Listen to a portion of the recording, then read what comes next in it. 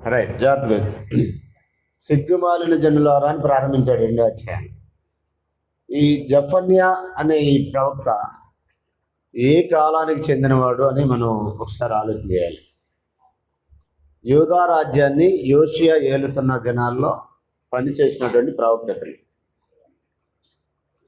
యోధా రాజ్యం అంటే ఏంటి, అది మనకు అర్థం కావాలి. యోధా రాజ్యం అంటే ఏంటి?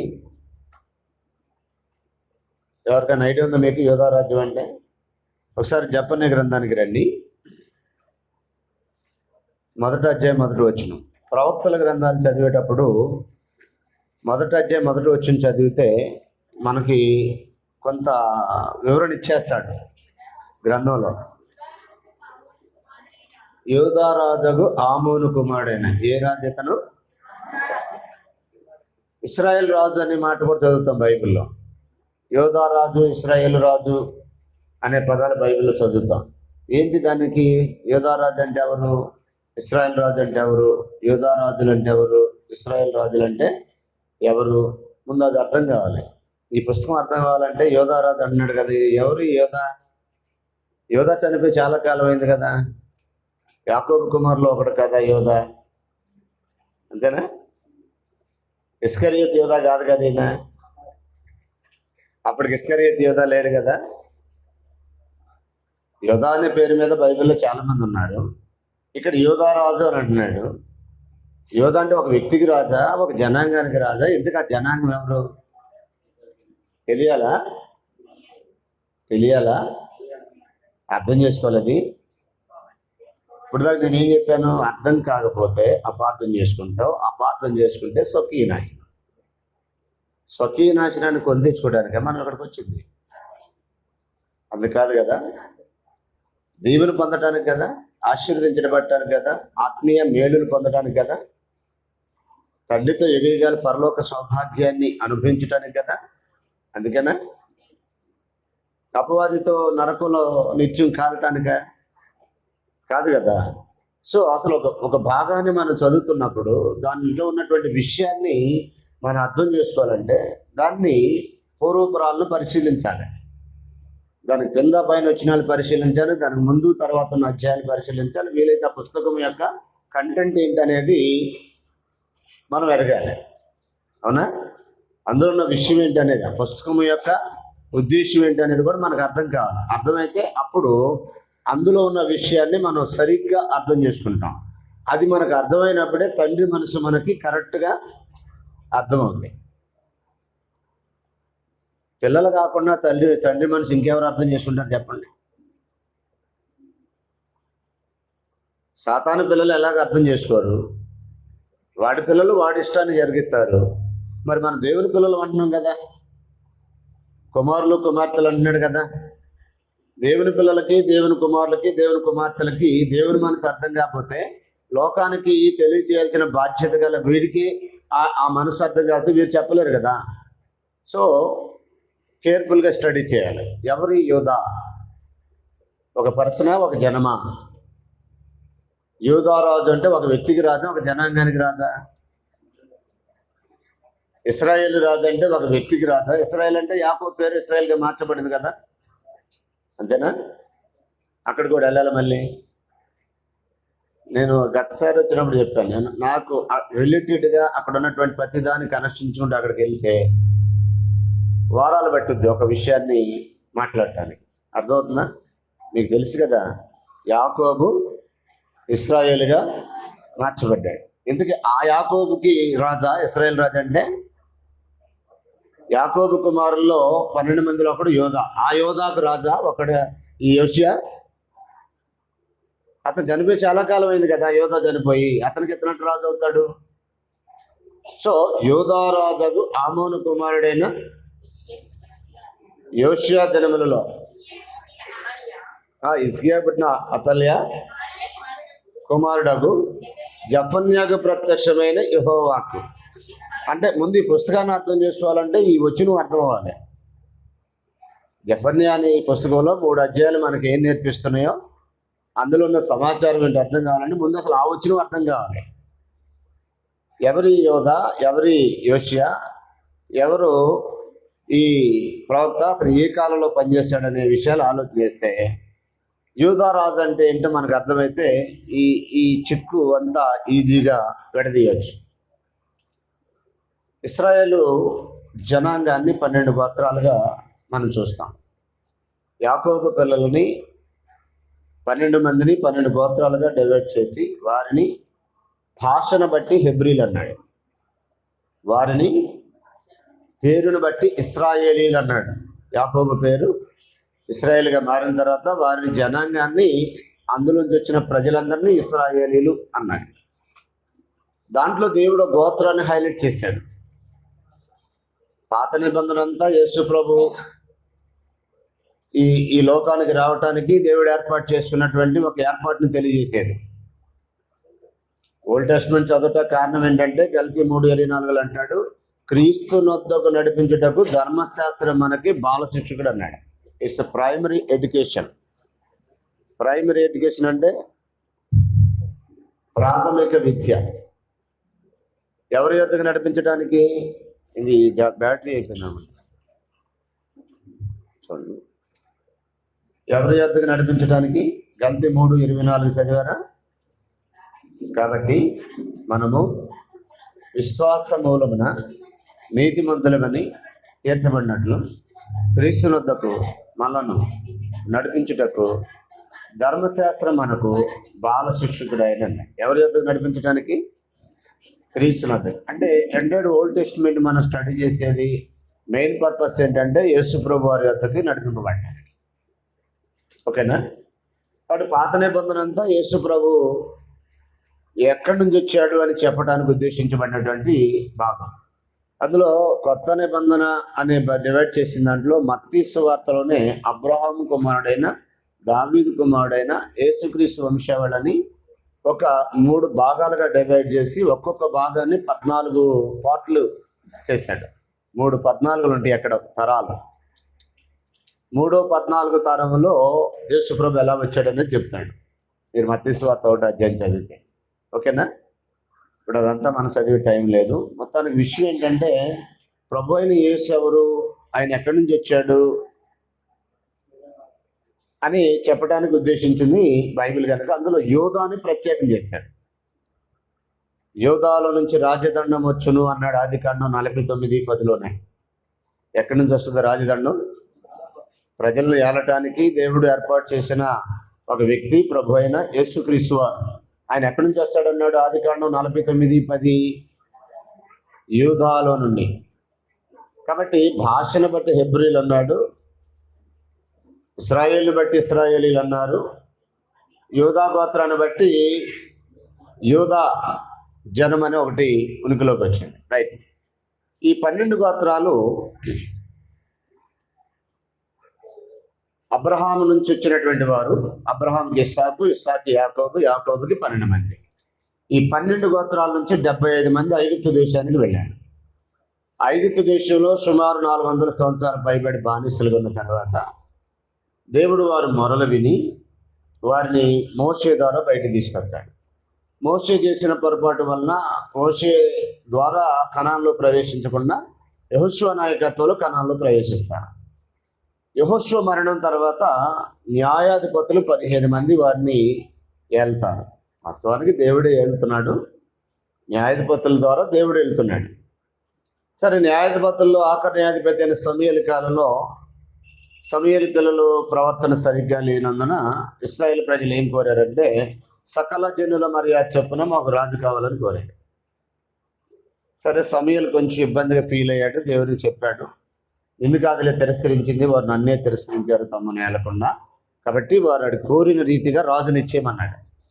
అప్పుడు ఆ రాజుని కూడా దేవుడు చూపిస్తాడు. సౌలుని, బెన్యామీను గోత్రం ఉన్నటువంటి కీషు కుమారుడైన సౌలుని వారికి రాజుగా అపాయింట్ చేస్తాడు. అతను 40 సంవత్సరాలు వెళ్తాడు. అతని తర్వాత దావీదు ఓ 40 సంవత్సరాలు వెళ్తాడు. దావీదు తర్వాత సొలొమోను, ఆయన కూడా ఒక 40 సంవత్సరాలు వెళ్తారు. ఈ ముగ్గురు కూడా 340 120 సంవత్సరాలు ఐక్యంగా 12 గోత్రాలను ఏలుబడి చేస్తారు. సొలొమోను కాలంలో రాజ్యం కొంచెం ఇబ్బందులు పాలైపోయింది. ఎందుకంటే రాజు ఎక్కువ మంది భార్యలు చేసుకోకూడదు అన్నాడు. చేసుకుని తప్పేంటనంటే భార్యలు ఉన్నవారు భార్యను ఎలా సంతోషపెట్టాలని ఆలోచిస్తారు, భార్య లేనివాడు ప్రభువుని ఎలా సంతోషపెట్టాలని ఆలోచిస్తాడని పౌలు అన్నాడు. కొరింథీయులకు రాసిన మొదటి పత్రిక 7వ అధ్యాయం. అంటే దేవుణ్ణి ఎలా సంతోషపెట్టాలనేది మర్చిపోతారా? ఒక్కళ్ళు ఉంటేనే అట్ట అన్నాడంటే పౌలు, మరి 1000 మంది ఉంటే? ఇప్పుడు పౌలు గారు కొరింథీయులకు రాసిన మొదటి పత్రిక 7వ అధ్యాయంలో భార్య ఉన్నాడు భార్యని ఎలా సంతోషపెట్టాలన్నాడు అని ఆలోచిస్తాడంట. భార్య లేనివాడు ప్రభువుని ఎలా సంతోషపెట్టాలని ఆలోచిస్తాడంట. ఆయన మనసుకి ఆయన ఎలా సంతోషపెట్టాలని ఆలోచిస్తాడు. మరి ఒక్కళ్ళు ఉంటేనే అంత డేంజర్ అయితే దేవుని పక్కన పెట్టే పరిస్థితికి వస్తే ఏంటి? దేవుని పక్కన పెట్టేస్తారా భార్య ద్వారా? అసలు మొదటి మానవుడు పక్కన పెట్టాడు లేదా? ఇంతెందుకు అసలు? ఎవరి మాటని తిన్నామన్నాడు దేవుడు ఆదికాండం 3:17లో? నీవు నీ భార్య మాట విని తినకూడదని నేను నీకు ఆజ్ఞాపించిన వృక్ష ఫలము తిన్నావు. అపవాది వచ్చాడు, ట్రై చేశాడు. ఎందుకంటే తిమోతికి రాసిన పత్రికలు అంటాడు, మొదటి పత్రిక 2వ అధ్యాయం 13 మరియు ఆదాము మోసపరచబడలేదు కానీ అని అన్నాడు. అంటే ఏంటి దాని అర్థం? ఆదాము దగ్గర ట్రై చేశాడు, అపవాది ట్రై చేశాడని కదా. కానీ అక్కడ వర్కౌట్ అవ్వాల. అంటే దేవుడి మాటకే జై అన్నాడు. అక్కడ అపవాది మాట దేవుని మాట అనే ఒక సందిగ్ధంలోకి వచ్చినప్పుడు ఆదాము ఎవరి వైపు మొగ్గాడు? దేవుని వైపు మొగ్గాడు. ఇప్పుడు భార్య మాట దేవుని మాట అనేది ఇంకొక ప్రశ్న వచ్చింది, ఇంకొక సమస్య వచ్చింది ఆయనకి. ఫస్ట్లో అపవాదే దేవుడు అని అంటే అపవాది అవసరం లేదు, నాకు దేవుడు కావాలన్నాడు.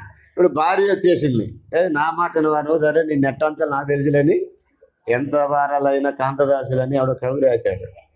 అది ఏదేని తోటలోనే వర్కౌట్ అయింది వాడికి కూడా. అర్థమైందా? ఏదేని తోటలోనే నువ్వు ఎలా కాదా నువ్వు ఎట్ట మొగ్గుతో చూస్తానని చెప్పేసి ముందు ఆమెను లొంగ తీసుకొని ఆవిడ ద్వారా అటు వచ్చేసాడు రూటు. రాగానే ఇప్పుడు దేవుడా భార్య అనే ఒక ప్రశ్న ఎదురైంది ఆయనకి. అప్పుడు ఎటు వచ్చాడు, ఎటు వెళ్ళిపోయాడు? అంటే సాతాను కూడా లొంగలేదు కానీ భార్యకు లొంగుతాడా? ఇప్పుడు సాతాను బలవంతుడు. వాస్తవానికి సాతాను కంటే బలం ఎవరికి ఉంటుంది? అప్పుడు ఆదాము దగ్గర బలవంతుడు తన ఆయుధాలు ధరించుకొని వచ్చాడు, వాడికంటే బలవంతుడు అని ప్రభువైన యేసు వాడిని ఓడించాడని లోకాసు సువార్త 11వ అధ్యాయంలో రాయబడింది. రైట్, నేను ఇప్పుడు ఆ టాపిక్లోకి వెళ్తున్నా.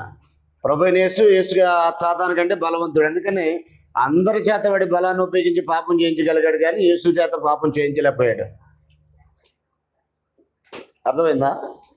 యేసు చేత పాపం చేయించలేకపోయాడు. 40 రోజులు మన వల్ల అన్ని రకాలు శోధించాడు ఆయన్ని, కానీ ఆయన పాపం చేయలే. కారణం ఏంటంటే అపవాది కంటే బలవంతుడు ప్రభువైన యేసు.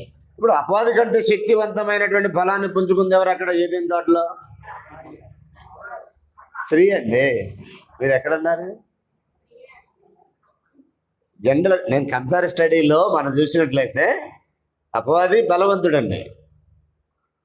వాడు తన ఆయుధాలు ధరించుకొని ఆది నుండి మనుషులందరూ తన వశం చేసుకుంటున్నాడు. పాపం చేయి ప్రతి వాడు అపవాది సంబంధి అన్నాడు. దురాశ గర్భం ధరించి పాపానికి అంటది అన్నాడు. ఈ దురాశను ప్రేరేపించి పాపంలో పడేసే కార్యక్రమాన్ని ఎక్కడ స్టార్ట్ చేశాడు వాడంటే ఏదేని తోట నుండి స్టార్ట్ చేశాడు. ఇప్పుడు అపవాది బలవంతుడు, అపవాది కంటే బలవంతురాలు అవ్వమ్మ. తన భర్తను పాపంలో పడేయడానికి ఎవరు ఎక్కువ శక్తిమంతులు? అపవాదే అవ్వా? అవే కదా. సో అక్కడ ఒక భార్య ఉంటేనే భార్యను ఎలా సంతోషపెట్టాలని ఆలోచిస్తారని కొరింథీ పత్రిక రాశాడే. మరి 1000 మంది ఉన్నోడి పరిస్థితి ఏంటి? అక్కడ వచ్చింది అసలు ప్రాబ్లం. అక్కడ ప్రాబ్లం స్టార్ట్ అయ్యి ఏం జరిగిందంటే ప్రజలను ఇబ్బంది పెట్టడానికి ప్రారంభించాడు. ఇశ్రాయేలు పెద్దల్లో కొందరు వచ్చేసి ఇది సరైనది కాదు, మరి ఏం చేద్దామని ఆలోచిస్తే వాళ్ళు ఒకటి తిరుగుబాటు చేయడానికి ముందుకు వచ్చాడు. అతని పేరు యెరోబాము. తిరుగుబాటు చేశాడని సొలొమోనుకు తెలిసింది. అప్పుడు అతను ఐగుప్తు దేశాన్ని పారిపోతాడు. కాలక్రమంలో సొలొమోను చచ్చిపోతాడు. సొలొమోను కుమారుడు రెహబాముకి పట్టాభిషేకం జరిగింది. పెద్దలు వచ్చి మీ నాయన మా మీద బరువైన కాడి పెట్టాడు, కాస్త నువ్వు దాన్ని సులువు చేస్తే మేమందరం కూడా నీకు దాసులుగా ఉంటాం, 12 గోత్రాలు ఏకంగా నీకే దాసులు అయిపోతామని విన్నవించుకుంటారు. అప్పుడు అతను ఏం చేస్తాడంటే 3 రోజులు ఆగి 2 పంపిస్తాడు అన్న. 3 రోజుల్లో తనతో పెరిగిన యవనస్తులతో సంప్రదింపులు చేస్తాడు. ఇలాగే పెద్దలు వచ్చి ఇలా రిక్వైర్మెంట్స్ పెట్టారు, ఏం చేద్దామని అడిగారు. ఒరే వాళ్ళు అలాగే చెప్తారు, మీ నాయన చేసేదానికి నువ్వు ఎక్కువ చేయని దరిద్రం సలహా ఇస్తారని. ఆ సలహా పాటి వీళ్ళు ఏం చేస్తారంటే 3 రోజులు ఆగిన తర్వాత పెద్దలు వస్తే ఏం చెప్తాడంటే సొలొమోను కుమారుడైన రెహబాము మా నాన్న చిన్న చిన్న చొప్పులతో మిమ్మల్ని శిక్షించాడు, నేను పెద్ద పెద్ద పోరాటాలు చేస్తున్నాను మీ కొరకు అన్నాడు. మా నాన్న పెట్టిన శ్రమ చిటికిన వేలంతా మీకుంటే నేను పెట్టే శ్రమ నడుమంత ఉంటుంది అన్నాడు. ఆయన మిమ్మల్ని కొద్దిగా ఇబ్బంది పెట్టాడు, నేను బాగా ఇబ్బంది పెట్టాలని ఫిక్స్ అయిపోయాను అన్నాడు. అప్పుడు మళ్ళా ఈ పారిపోయిన వాడు ఉన్నాడు కదా ఐగుప్తు దేశానికి, ఎవరతను? యెరోబాము. లింక్ మర్చిపోకూడదు మీరు. పారిపోయిన యెరోబామును పిలిపించారు. అతను వచ్చిన తర్వాత ఏం జరిగిందంటే 12 గోత్రాల్లో 10 గోత్రాలు చీల్చేస్తాడు. ఆ 10 గోత్రాలు ఇశ్రాయేల్ రాజ్యం, 2 గోత్రాలు మిగులుతాయి. అది కూడా ఎందుకుందంటే దేవుడు దావీదుతో ప్రామిస్ చేశాడు, నీ సంతానంలో ఎవడో ఒకడు నిత్యము సింహాసనం మీద కూర్చుంటాడు, సూర్యుడు ఉన్నంత వరకు చంద్రుడు ఉన్నంత వరకు ఆ కార్యక్రమం జరుగుద్దని దేవుడు సత్య ప్రమాణం చేశాడు దావీదుతో. 89వ కీర్తన మీరు చదివితే దేవుడు దావీదుతో సత్య ప్రమాణం చేశాడని ఉంటుంది అక్కడ. ఒకసారి చదువుదామా? 89వ కీర్తన 4వ వచనం. తరతరములకు నీ సింహాసనం స్థాపించునని చెప్పి నా సేవకుడైన దావీదుతో ప్రమాణం చేసి ఉన్నాను అన్నాడు. 1:29. శాశ్వత కాలం అతని సంతానమును, ఆకాశం ఉన్నంత వరకు అతని సింహాసనం నేను నిలిపెదను. 34వ వచనం. నా నిబంధన నేను రద్దుపరచను, నా పెదవుల గుండా బయలు వెళ్ళిన మాటను మార్చను. అతని సంతానము సూర్యుడు ఉన్నంత కాలము నా సన్నిధి ఉన్నదని, చంద్రుడు ఉన్నంత కాలం అది నిలుచునని, మెంట నుండి సాక్షి నమ్మకంగా ఉన్నట్లు అది స్థిరపరచబడినని, నా పరిశుద్ధతతోడని నేను ప్రమాణం చేసేదని దావీదుతో నేను అబద్ధమాడను అన్నాడు. అంటే దావీదు ఏమి సత్య ప్రమాణం చేశాడు? ఆయన సూర్యుడు ఉన్నంత వరకు చంద్రుడు ఉన్నంత వరకు సింహాసనం ఉంటుంది, దాని మీద ఎవరో ఒకడు కూర్చుంటాడు అన్నాడు. ఎక్కడున్నాడు ఈ విషయాన్ని? సమూయేలు 2వ గ్రంథము 7వ అధ్యాయం 14వ వచనం నుండి.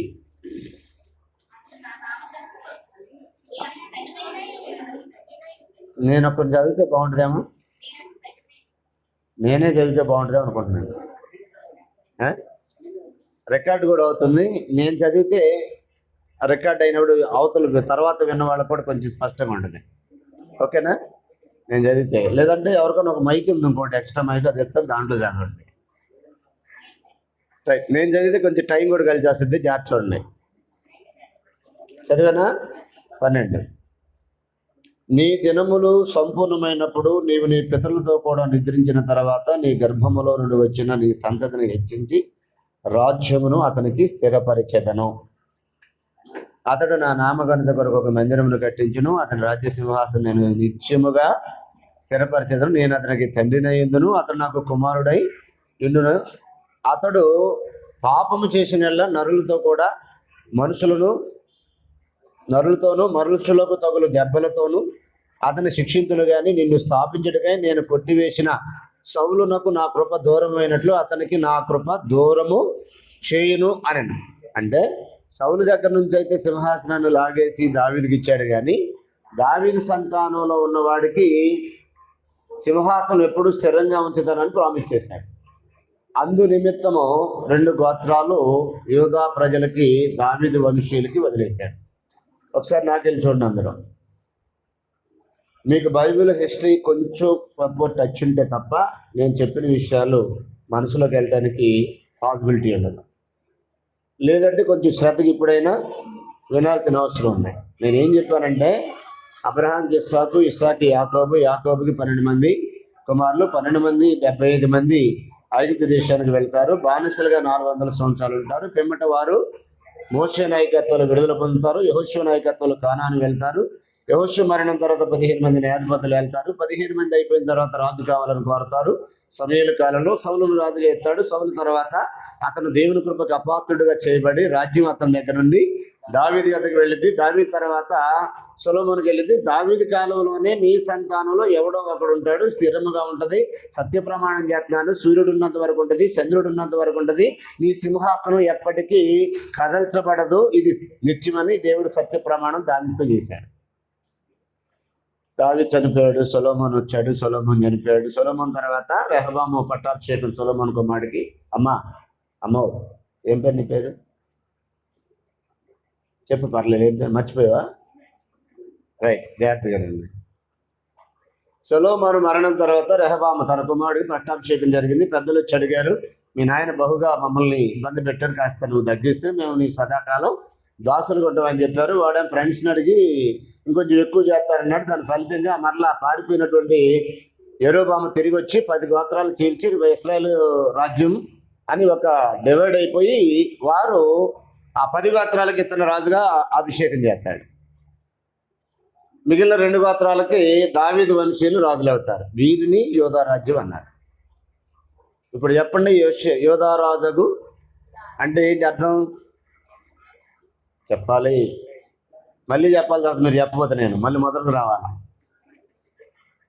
జెఫన్యా గ్రంథంలో 1వ అధ్యాయము 1వ వచనంలో యోధా రాజుకు ఆమోను కుమారుడైన యోషియా కాలంలో అని చదివాం కదా. ఎవరి యోధా రాజు? యోధా రాజు అంటే అర్థం ఏంటి? ఇశ్రాయేల్ రాజా? యూదా రాజ్యం అంటే చీలిపోయిన రాజ్యంలో 2 గోత్రాల ప్రజలైన యూదా జనాన్ని యూదా రాజ్యం అన్నాడు. 10 గోత్రాల ప్రజలేమో ఇశ్రాయేలు రాజ్యం అన్నాడు. మీకు పాత నిబంధన చదివేటప్పుడు ఇశ్రాయేల్ రాజుకు యూదా రాజుకు అనే పదాలు కనిపిస్తాయి. ఎవరు ఇశ్రాయేల్ రాజు తెలియలా? ఏమని అర్థం చేసుకోవాలి మీరు? సొలొమోను మరణం తర్వాత ఇశ్రాయేల్ రాజుకు యోధా రాజు అంటే ఏమర్థం కావాలి? ఇశ్రాయేల్ రాజు అంటే 10 గోత్రాలు ఏలేవాడు. యోధా రాజు అంటే 2 గోత్రాలు ఏలేవాడు. 2 గోత్రాలను యోధా రాజ్యం అన్నాడు, 10 గోత్రాలేమో ఇశ్రాయేల్ రాజ్యం అన్నాడు. కొన్ని బైబిల్ చదవటానికి, బైబిల్ అర్థం చేసుకోవడానికి అవసరమైనటువంటి సూత్రాలను మనం ఎరగాలి. How to study the Bible అనే ఒక పాఠంలో ఈ సూత్రాలు నేర్పించబడతాయి. అందులో మెయిన్ పాయింట్ ఏంటంటే, ఇప్పుడు పాత నిబంధనలో ఎక్కువ సార్లు కనపడే పదాలు ఇవి. ఇశ్రాయేలు రాజుకు అంటే 19 మంది రాజులు పరిపాలించారు ఇశ్రాయేల్ రాజ్యాన్ని, 10 గోత్రాలు. యూదా రాజుకు అంటే 20 మంది రాజులు పరిపాలించారు. అందులో ఒకడు యోషియా, అందులో ఒకడు ఆమోను. ఈ ఆమోను కుమారుడైన యోషియా. ఆమోను తండ్రి మనష్షే, మనష్షే కుమారుడు ఆమోను, ఆమోను కుమారుడు యోషియా. వీరెవరు సంతతి నుంచి వచ్చారు అంటే దావీదు వంశం నుంచి వచ్చారు, యూదా వంశం నుంచి వచ్చారు. ఇశ్రాయేల్ రాజ్యాన్ని ఏమో 10 గోత్రాల్లో అనేక మంది ఏలితే, యూదా రాజ్యాన్ని మాత్రం యూదా గోత్రం నుంచే ఏలారు 20 మంది రాజులు. అర్థమవుతుందని చెప్పింది. ఇశ్రాయేల్ రాజ్యము ఈ 19 మంది రాజులు ఏలారు. 19 మంది రాజులు ఒక గోత్రానికి చెందిన వారు కాదు, ఆయా గోత్రాల నుంచి వచ్చినటువంటి రాజులు వాళ్ళు. కానీ యూదా రాజ్యాన్ని మాత్రం ఒకే గోత్రం నుంచి ఏలారు, వారే యూదా గోత్రం నుంచి వచ్చిన వారు. అందుకని దానికి ఏమని పేరు వచ్చింది? యూదా రాజ్యం అనే పేరు వచ్చింది. యూదాను గూర్చి అని అంటాడు. యూదాను గూర్చి అంటే చనిపోయిన యూదాను గూర్చి కాదు, ఈ 2 గోత్రాల ప్రజల గూర్చి అని అర్థం చేసుకోవాలి. అర్థమైందా? చదివినప్పుడు ఏమన్నాడు అక్కడ జెఫన్యా గ్రంథంలో? ఒక్క నిమిషం. యోధా రాజుకు ఇప్పుడు ఏం అర్థం కావాలి? యోధా రాజు అంటే, యోధా అంటే ఒక పర్సనా, ఒక జనాంగమా? ఆ జనాంగంలో కూడా ఎవరు? 10 గోత్రాలా, 2 గోత్రాలా? 2 గోత్రాలు. ఈ క్లారిటీ ఉండాలా చదివే వారికి. ఆ పుస్తకం అర్థం కావాలంటే ముందు అసలు ఆ మాట అర్థం కావాలా? అయ్యగారు అర్థం కావాలా? మీకు అర్థమైందా? యూదా రాజు అంటే 2 గోత్రాల ప్రజలు ఏలినటువంటి రాజులు, అందులో ఒకడు యోషియా. ఇప్పుడు మనం పాయింట్కి వచ్చేద్దాం. ఇప్పుడు ఈ యోషియా రాజు కాలంలో జరిగినటువంటి సంభవాలని ఒక డిమానిస్ట్రేషన్ చేయాలి. డిమానిస్ట్రేషన్ అంటే అతని రాజ్య పరిపాలనలో ఏమేమి జరిగాయనటానికి బైబిల్ ఎక్కడెక్కడ దానికి సంబంధించిన విషయాలు ఉన్నాయో ఒక చోట పెట్టి చదవాలి. అంటే ముక్కలు ముక్కలుగా చించి కాదు, ఆ భాగం చదివిన తర్వాత ఇంకో భాగంలోకి రావాలి, ఆ భాగం చదివాక ఇంకో భాగంలోకి రావాలి, అది అయిపోయిన తర్వాత మరో భాగంలోకి వచ్చి ఒక ఫుల్ ప్లగ్డ్ ఇన్ఫర్మేషన్ గ్యాదర్ చేయాలి. అర్థమవుతుందా? చిన్నపిల్లలు ఉన్నవాళ్ళు కొంచెం కంట్రోల్ చేయ, మీరు ఇటుండండి జాగ్రత్తగా. ఏదో కొంచెం గజిబిజిలాగా ఉంది. ఈ పాఠం అర్థం కావాలంటే చాలా మనసు పెట్టాలని మీకు ఇప్పటికీ అర్థమైంది అనుకుంటున్నాను. మనసు పెట్టాలి కదా, చాలా శ్రద్ధగా వింటే తప్ప కొన్ని విషయాలని నేను చెప్పేది మీకు అర్థం కావాలి. అదంతా అసలు బేసిక్ ఇన్ఫర్మేషన్. యూదారాజు అంటే 2 గోత్రాలకు ఏలేవాడు, ఇశ్రాయేల్ రాజు అంటే 10 గోత్రాలు ఏలేవాడు అనేది ప్రతి బైబిల్ విద్యార్థి నేర్చుకోవాలి. బోధించేవాళ్ళు మాత్రమే కాదు. మన సమస్య ఏంటంటే బోధించేవాళ్ళు నేర్చుకుని సరిపోతలే, మనం ఏదో ఆదివారం కాసేపు కూర్చొని వస్తే చాలులే అనుకొని సరిపెట్టుకుంటున్నారు చాలామంది. పరలోకం బోధించేవాళ్ళు ఎక్కడ వెళ్ళాలా? వచ్చిన వాళ్ళు నరకానికి పోయినా పర్లేదా? మరి నరకానికి వెళ్ళి తప్పించుకొని పరలోకం వెళ్ళాలంటే బోధించేవాళ్ళు అర్థం చేసుకోవాలి, వినేవారు కూడా అసలు మీకు అర్థమే కాకపోతే చెప్పటం ఎందుకు? అవసరం లేదమ్మా మీకు అర్థం కాకపోయినా అని అన్నాం అనుకో, మాకు అర్థమైతే చాలు అన్నాం అనుకో, మేము చదువుకుంటే సరిపోతుందా, మీకు చెప్పడం ఎందుకు ఇంకా? అంతేనా తల్లి? మీకు అర్థం కాకపోతే వినువారికి మేలు అర్థమవునట్లు నా మనసుతో 5 మాటలు పలికితే చాలు అన్నాడు.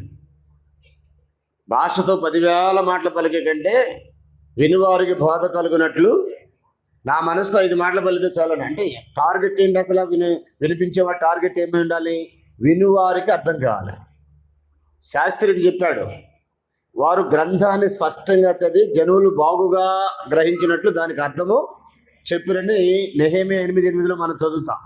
అంటే పాత నిబంధన అయినా కొత్త నిబంధన అయినా ఇశ్రాయేలీలైనా క్రైస్తవులైనా గ్రంథం చదివేటప్పుడు దాన్ని స్పష్టంగా అర్థం చేసుకోవాలి. అర్థం చేసుకోకపోతే అపార్థం చేసుకుంటూ, అపార్థం చేసుకుంటే స్వకీయ నాశనం వస్తుంది. మా ఊర్లో ఒకడు అనేవాడు, ఎంత బతికి ఇంటి వెనక మీద పడి సావమని అనేవాడు. ఎందుకు అనేవాడు నాకు అర్థమయ్యేది కదా అప్పుడు. ఎంత బతికి ఇంటి వెనక పడి సావనంటే ఈ విషయం కూడా అర్థం కాకపోతే ఇంతకాలం ఇంత పని చేసి పొద్దున్నే లేచి వచ్చి పంటలు చేసి అన్ని చేసి మళ్ళీ తయారై ఇంటికి వెళ్ళి రెడీ అయ్యి మళ్ళీ వచ్చేంత శ్రద్ధగా ఇక్కడ కూర్చొని బైబిల్ బాగా నలిగిపోయేదాకా తిప్పి అక్కడ గీసి ఆ బైబిల్ మొత్తం కూడా చినిగిపోయి అయినా సరే 7-4 చోట్ల పెట్టి ఎక్కడ చెప్తాడని వెంటనే తీసి చదవాలి. ఈ ప్రయాసం మళ్ళీ దాన్ని నోట్స్ మీద రాసి ఇంత చేసేది నరకానికి పాటానుక.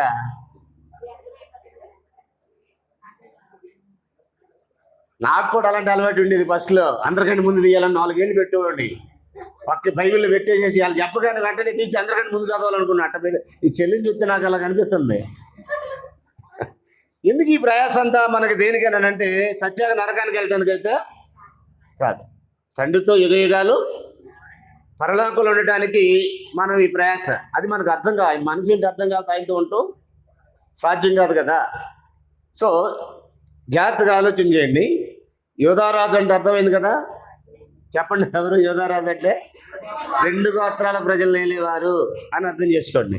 ఓకే, తర్వాత యోధారాజు కాలంలో ఏం జరిగింది అనే విషయం మనం ఒక డిమానిస్ట్రేషన్ చేద్దాం. డిమానిస్ట్రేషన్ అంటే అతని కాలంలో జరిగిన సంభవాలని క్లుప్తంగా మనం ఆలోచన చేద్దాం. మీరు రాసుకోండి, తర్వాత ఇంటికి వెళ్ళి చదవండి. రాజుల 2వ గ్రంథము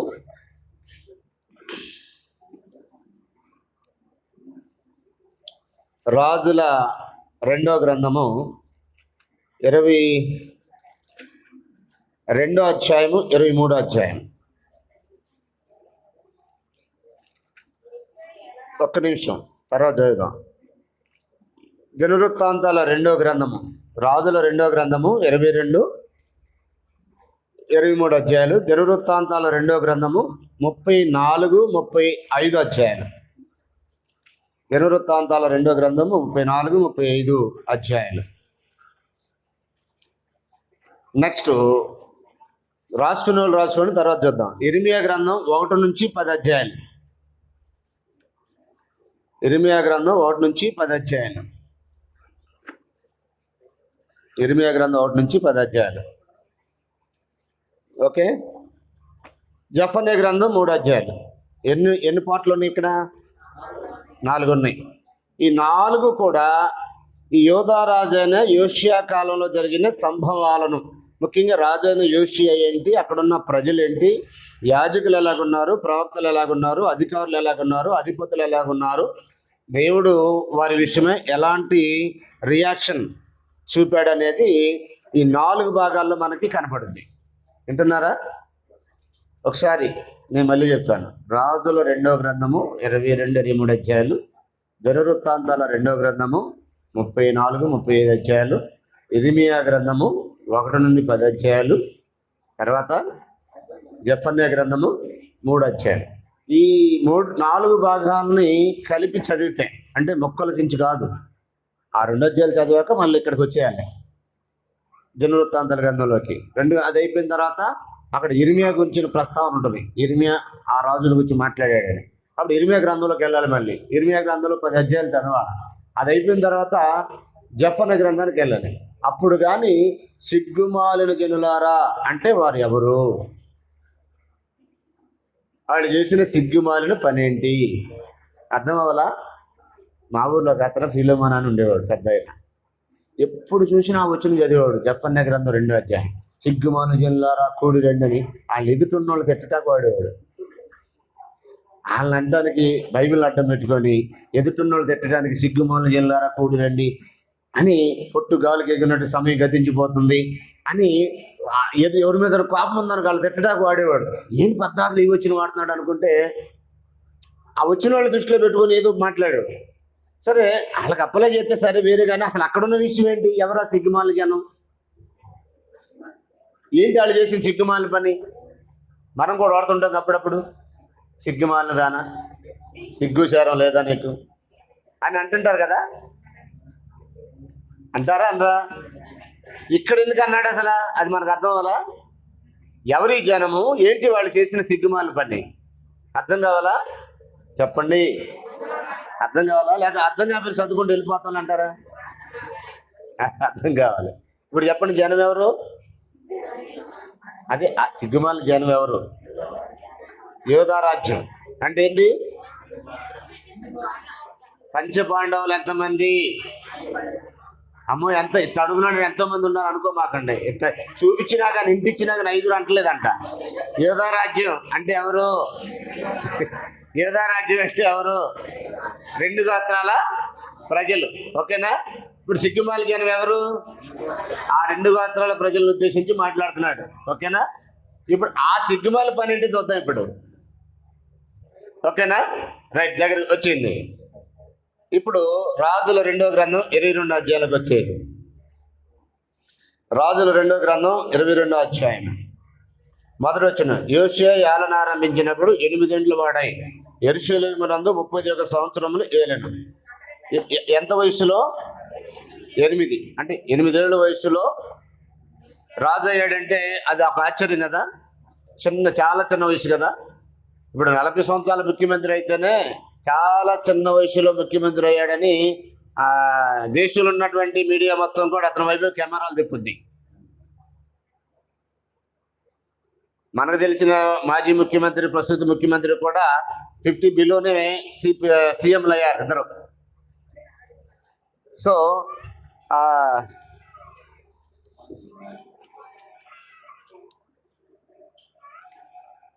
అనవట్లేదు.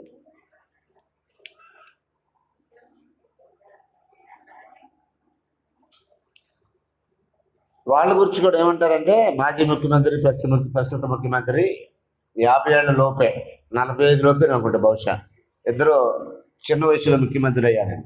కానీ ఇక్కడ 8 సంవత్సరాల వయసులోనే రాజయ్యాడు, రాజ్యానికి రాజయ్యాడు. కింద చదువుతాం చూడండి, 2వ వచనం. అతడు యెహోవా దృష్టికి యథార్థముగా నడుచుచు కుడి ఎడమలకు తిరుగుగా తన పితరుడకు దావీదు చూపిన ప్రవక్తను సరిగా ప్రవర్తించను. అంటే రాజు ఎలా ఉన్నాడు? రాజు మంచిగా ఉన్నాడు. దావీదు ఎలాగైతే కుడి ఎడమలు తొలగకుండా, కుడి ఎడమల కంటే అర్థమైంది మీకు? దేవుడు ఏం చెప్పాడో అది మాత్రమే చేయటం, కుడి ఎడమలకు తొలగకుండా ఉంటాం. మరొక భాషలో చెప్పాలంటే కలపకూడదు, తీసివేయకూడదు అని చెప్పిన దానికి. అది దాని అర్థం. ఆయన ఏం చెప్పాడో అది చేయటం, కుడి ఎడమలకు తొలగకుండా. సో రాజుకి అలాంటి ఇన్స్ట్రక్షన్స్ ఇచ్చాడు. సామాన్య ప్రజలకు కూడా దేవుడు అలాంటి ఇన్స్ట్రక్షన్స్ ఇచ్చాడు. మీరు ద్వితీయోపదేశకాండం 17వ అధ్యాయంలోకి వెళ్తే రాజుల గురించి మాట్లాడినప్పుడు ఏమన్నాడు ఒకసారి చదువుతాం చూడండి. ద్వితీయోపదేశకాండం 17వ అధ్యాయం 17వ అధ్యాయము 21, 22 కలిసి చదువుతున్నాను చూడండి. పైనుంచి కాకుండా కింద లాస్ట్ భాగం చదివేద్దాం. తాను తన సహోదరుల మీద గర్వించి ఈ ధర్మమును విడిచిపెట్టి కుడికి గాని ఎడమము కానీ తొలగకుండా ఉండునట్లు తన దేవుడైన యెహోవాకు భయపడి ఈ ధర్మశాస్త్ర వాక్యములన్నిటినీ ఈ కట్టడలను అనుసరించి నడువ నేర్చుకున్నటకు అతడు తాను బ్రతుకు దినములన్నీ ఆ గ్రంథమును చదువుచుండవలను అన్నాడు. కుడి ఎడమలకు తొలకంటే దేవుడిచ్చిన ధర్మశాస్త్రానికి ఏమీ కలపకుండా దాని నుంచి ఏమీ తీయకుండా స్ట్రైట్గా తిన్నగా జర్నీ చేయటం. వంకర దగ్గరికి వెళ్ళకూడదు. అంటే వంకర దగ్గరికి వెళ్తారా? పేతురు తన మొదటి ప్రసంగంలో ఏమన్నాడంటే, మీరు మూర్ఖులవి తరము వారికి వేరు అవ్వాలన్నాడు. అక్కడ ఫుట్ నోట్స్లు ఏమన్నాడు తెలుసా? తీస్తారా ఒకసారి? రాజుని గురించి అర్థం చేసుకోవడానికి ఇవి మనం చదవాలి. అతను ఎలా జర్నీ చేశాడంటే, కుడి ఎడమలకు తొలగకుండా తన పితరుడైన దావీదు చూపిన ప్రవక్తను సరిగ్గా ప్రవర్తించడం చదివాం కదా. అంటే దాని అర్థం ఏంటంటే, దేవుడు ఏం చెప్పాడో దానికి ఏమీ కలపకుండా, దాని నుండి ఏమీ తీసివేయకుండా స్ట్రైట్గా వెళ్ళాడు. కలిపి తీసేసే కార్యక్రమం చేయలేదు. అపోస్తుల కార్యం 2వ అధ్యాయం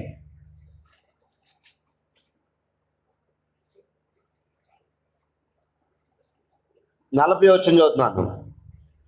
ఇంకను అనేక విధములైన మాటలతో సాక్ష్యమిచ్చి మీరు మూర్ఖులవి తరము వారికి వేరే రక్షణ పొందుడని వారిని హెచ్చరించను. అక్కడ మూర్ఖులు అనే దగ్గర 2 అంకెస్ కింద ఏమన్నాడు చూడండి, వంకర అయిన. అంటే ఏంటి దాని అర్థం? వంకర అయిన అంటే మనిషిలో ఏం వంకర లేదనే, లేక మనిషి స్ట్రైట్గా ఉండాలి వంకర మనుషులు అననే? తిన్నగా ఉన్నాడు, మంచి పోత పోసిన విగ్రహంలాగా ఉన్నాడనే? జీవితానికి సంబంధించి మాట్లాడుతున్నాడా వంకర మనుషుల గురించి? అంటే వంకర అయిన మనుషులు అంటే అర్థం ఏంటి? ఇంకొంచెం క్లియర్గా 20వ అధ్యాయంలోకి వచ్చేయండి. 29 అపోస్తుల గారు 20వ అధ్యాయం 29. సంఘ పెద్దలను పిలిపించుకొని వారితో మాట్లాడుతూ ఏమన్నాడంటే 29, నేను వెళ్ళిపోయిన తర్వాత క్రూరమైన తోడేలు మీలో ప్రవేశించిన నాకు తెలియను. వారు మందను కనికరింపరు, మరియు శిష్యులను తమ వెంట ఈడ్చుకొని పోవాలని వంకర మాటల పలుకు మనుషులు మీలో నుండి బయలుదేరుతారు అన్నాడు. అంటే ఎవరు ఈ వంకర అయిన మనుషులు? అంటే వంకర మాటలు పలికేవారు, వంకర జీవితాన్ని జీవించేవారు. అలా జీవించిన వాడు కాదు యోషియా. రాజైన యోషియా ఎలా ఉన్నాడు? వంకర దగ్గరగా జీవించిన వాడు కాదు, వంకర బోధనలు విశ్వసించిన వాడు కాదు. ధర్మశాస్త్రాన్ని చదివి దాని ప్రకారం పాలించిన వాడు. ఒకసారి రాజుల 2వ గ్రంథంలోకి వచ్చేయండి. మీకు బ్రేక్ కావాలా? బ్రేక్ కాసేపు ఏమన్నా విశ్రాంతి కావాలి? విశ్రమం ఇమ్మంటారా? కాసేపు అంటున్నా. కంటిన్యూ చేద్దామా? ఎన్ని గంటల వరకే చెప్పండి. మీరు చెప్పినప్పుడు ఆపేస్తా. 1 గంట రైట్. 1 గంట అంటే ఇక మీ కంటిన్యూషన్, బ్రేక్ లేదు. రైట్. రాజుల 2వ గ్రంథంలోకి వచ్చేయండి. 22వ అధ్యాయంలో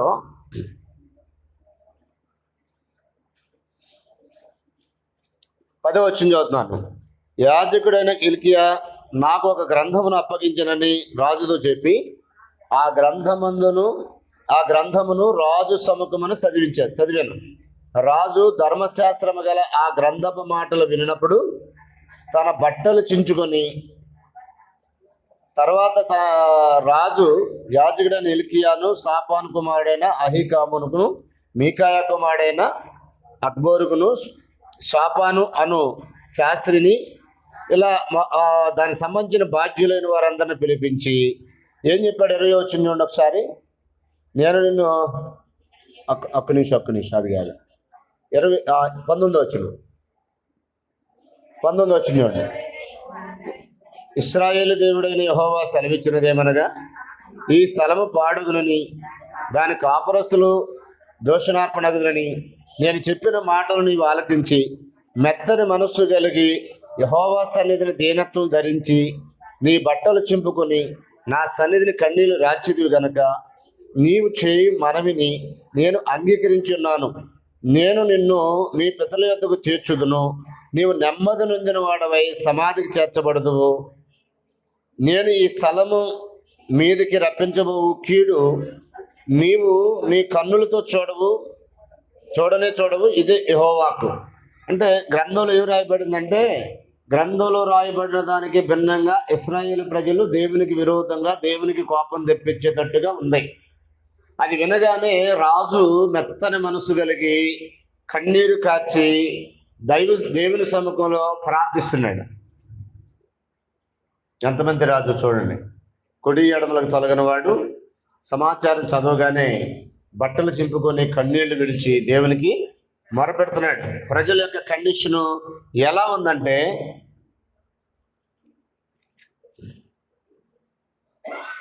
ఒకసారి 23వ అధ్యాయాలకు వచ్చేయండి. 21వ వచనం, 23వ అధ్యాయము 21వ వచనం.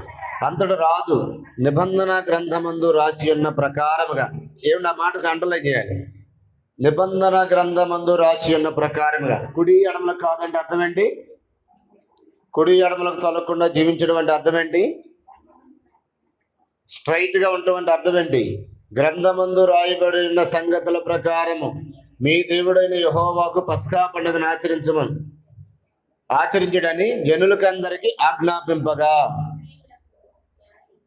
ఇశ్రాయేలీలకు న్యాయము నడిపించిన న్యాయాధిపతులు ఉన్న దినముల నుండి ఇశ్రాయేలు రాజుల యొక్క యూదా రాజుల యొక్క దినములన్నిటి వరకు ఎన్నడను జరుగునంత గొప్పగా ఆ సమయమందు పస్కా పండుగ ఆచరించబడిన. ఏ రాజు కాలంలో ఇది? యెషయా కాదు, యోషియా. యెషయా ప్రవక్త ఉన్నాడు, యెషయి దావీదు తండ్రి ఉన్నాడు, యోషియా రాజు ఉన్నాడు. ఓకే, యోషియా రాజు కాలంలో గ్రంథం చదివి గ్రంథంలో రాయబడిన ప్రకారము కుడి ఎడమలు తొలగకుండా పాలన జరిగిస్తున్నటువంటి రాజు. ప్రజలు ఎలా ఉన్నారు? రాజుగారు ఆజ్ఞాపించినట్టుగా ఏమీ లోపకుండా ఆపకుండా పస్కా పండుగని చెప్పాలి. పస్కా పండుగ ఎలా చేశారు వాళ్ళు? ఆ దినమందు ఏమీ లోపం లేకోకుండా పస్కా పండుగ చేశారు. ఈ విషయాన్ని ఇర్మియా రికార్డ్ చేశాడంట. ఒకసారి ఇర్మియా గ్రంథంలోకి వచ్చేయండి, 10వ అధ్యాయానికి వచ్చేయండి. ప్రజల కండిషన్ ఎలా ఉందో ఒకసారి చూద్దాం. 6వ వచనం డైరెక్ట్గా వెళ్ళిపోదాం, మనకు సమయం లేదు కనుక.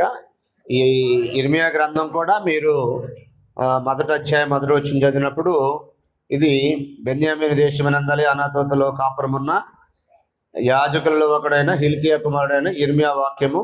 అమోను కుమారుడైన యోషియా యోధాకు రాజు అయ్యుండగా అతను ఏలుబడి 13వ సంవత్సరమున యెహోవాకు ఇర్మియాకు ప్రత్యక్షమాయను. ఈ సిచ్యువేషన్ కూడా ఎక్కడది? రాజైన యోషియా కాలంలో జరిగిన సంభవమే. మీరు కనెక్షను అంటిపెట్టుకుని ఉన్నారా, వదిలేశారా? మనం ఎవరి గురించి వస్తున్నాం? రాజైన యోషియా గురించి, అక్కడున్న ప్రజల గురించి వస్తున్నాం. రాజు వైపున ఎలా ఉన్నాయి సంగతులు? చాలా క్లియర్గా ఉన్నాయి. స్ట్రైట్గా ఉన్నాడా, వంకరగా ఉన్నాడా? చాలా స్ట్రైట్గా ఉన్నాడు. కుడి ఎడమలో తొలగకుండా స్ట్రైట్గా ఉన్నాడు. ఓకే, దేవుడు ఏదైతే ఆదేశించాడో గ్రంథమందు రాయబడిన ప్రకారము, ఆ గ్రంథమందు రాయబడిన ప్రకారము అనేది మనుషులు చాలామంది నిర్లక్ష్యం చేస్తున్నారు. అదే స్వకీయ నాశనానికి దారితీస్తుంది. గ్రంథమందు ఏదైనా ఉండని, నాకు అనవసరం, నాకు నచ్చింది నేను చేస్తాననేవాడు స్వకీయ నాశనానికి గురవుతాడు భక్తి పేరట. అర్థమవుతుందా? కానీ రాజైన యోషియా అయితే అలా కాకుండా గ్రంథం చదివిన వెంటనే, అందులో ఉన్న విషయాలు అర్థమైన వెంటనే కన్నీళ్లు గార్చాడు, బట్టలు చించుకున్నాడు, దేవుని సముఖంలో మొరపెట్టాడు, మెత్తని మనసు కలిగి ఉన్నాడు. దేవుని కోపం ప్రజల మీద రాకుండా తిప్పేశాడు. నీ కళ్ళతో చూడు వాళ్ళ నాశనాన్ని, నువ్వు చనిపోయిన తర్వాత వాళ్ళు ఎవరు వెళ్ళి చూస్తా నేను అన్నాడు. పాయింట్ అర్థమైంది మీకు? అర్థమైందా? నీ కళ్ళతో చూడకపోయానంటే నువ్వు చచ్చిపోయిన తర్వాత వాళ్ళు ఎవరిని చూస్తాను నేను, నువ్వేదో మెత్తని మనసు ఉన్నావు కనుక నీ మీద ఏదో జాలిపడి నేను కొంతకాలం నా కోపాన్ని వాయిదా వేసుకున్నాను వాళ్ళ విషయంలో అని చెప్పేశాడు. ప్రజలు ఆయన మాట విని పస్కా పండుగ ఎలా చేశాడు? చరిత్రలో కనీ విని ఎరిగిన రూపంలో చేశారు. న్యాయాధిపతుల కాలం దగ్గర నుంచి అదొక 350-400 సంవత్సరాలు, ఐక్యరాజ్యం ఒక 120 సంవత్సరాలు, విభాగింపడిన రాజ్యం అప్పటికి ఒక 150 సంవత్సరాలు అయిపోయింది. మొత్తం కలిపి ఒక 600-700 సంవత్సరాల చరిత్రలో ఎన్నడూ ఎప్పుడు పస్కా పండుగ చేయని విధంగా జనులు పస్కా పండుగ ఘనంగా చేశారు. ఇంతవరకు బాగానే ఉంది. ప్రజలు కూడా అప్పుడు ఆ విషయంలో బాగానే ఉన్నారు. మరి ఎందుకని సిగ్గిమాల జైలు అంటున్నారు? ఆ కాలం ప్రజల్ని పండుగ బ్రహ్మాండం చేశారు కదా, చరిత్రలో కనీ విని ఎరిగిన రూపంలో చేశారు కదా పండుగని. ఎందుకు వాళ్ళు పట్టుకొని సిగ్గిమాలకు వెళ్ళారా కూడరండి అంటాడు? ఇంకేం చాలా ఆయనకి? ఏం తక్కువైంది ఇంకా దేవునికి వాళ్ళ విషయంలో? మొత్తానికి ఏదో ఉంది కదా, ఆయన అసహించుకునే రేంజ్లో వాళ్ళ జీవితాలు ఏవో ఉన్నాయి. అదేంటో తీయాలి బయటికి. ఇప్పుడు చదువు ఒకసారి. ఇర్మియా గ్రంథం 3వ అధ్యాయం 6వ వచనం చూడండి. ఇర్మియా గ్రంథం 3వ అధ్యాయం 6వ వచనం. మరియు రాజైన యోషియా దినములలో యెహోవా నాకిలాగు సెలవిచ్చెను, ద్రోహిని ఇశ్రాయేలు చేయి కార్యం చూచిదివా? ఆమె ఉన్నతమైన ప్రతి కొండ మీదకి, పచ్చని ప్రతి చెట్టు కింద పోవచ్చు, అక్కడ వ్యభిచారం చేస్తుంది. ఏంటి వ్యభిచారం చేయడానికి కొండల మీదకి చెట్ల కింద పోతున్నారా? ఎవరు ఈ క్యాండిడేట్? ఎవరంట? ఎవరు చెప్పాలి? మళ్ళీ చదువుతాను చూడండి కొన్ని. మరియు రాజైన యోషియా దినములలో యెహోవా నాకు ఇలాగ సెలవిచ్చెను, ద్రోహిణి అవి ఇశ్రాయేలు చేయి కార్యం నువ్వు చూచిదివా? ఎవరు ఇశ్రాయేలు?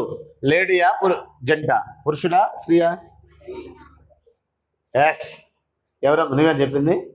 ఇందాక చెప్పా కదా కనెక్షన్, మీరు లింక్ మిస్ అవ్వకూడదు అన్న. నేను డివైడెడ్ కింగ్డమ్లో రాజ్యం విభజించబడిన తర్వాత 10 గోత్రాలనేమో ఇశ్రాయేల్ అన్నాడు, 2 గోత్రాలనేమో యోధా అన్నాడు. ఇప్పుడు మాట్లాడే ఇశ్రాయేల్ ఎవరు?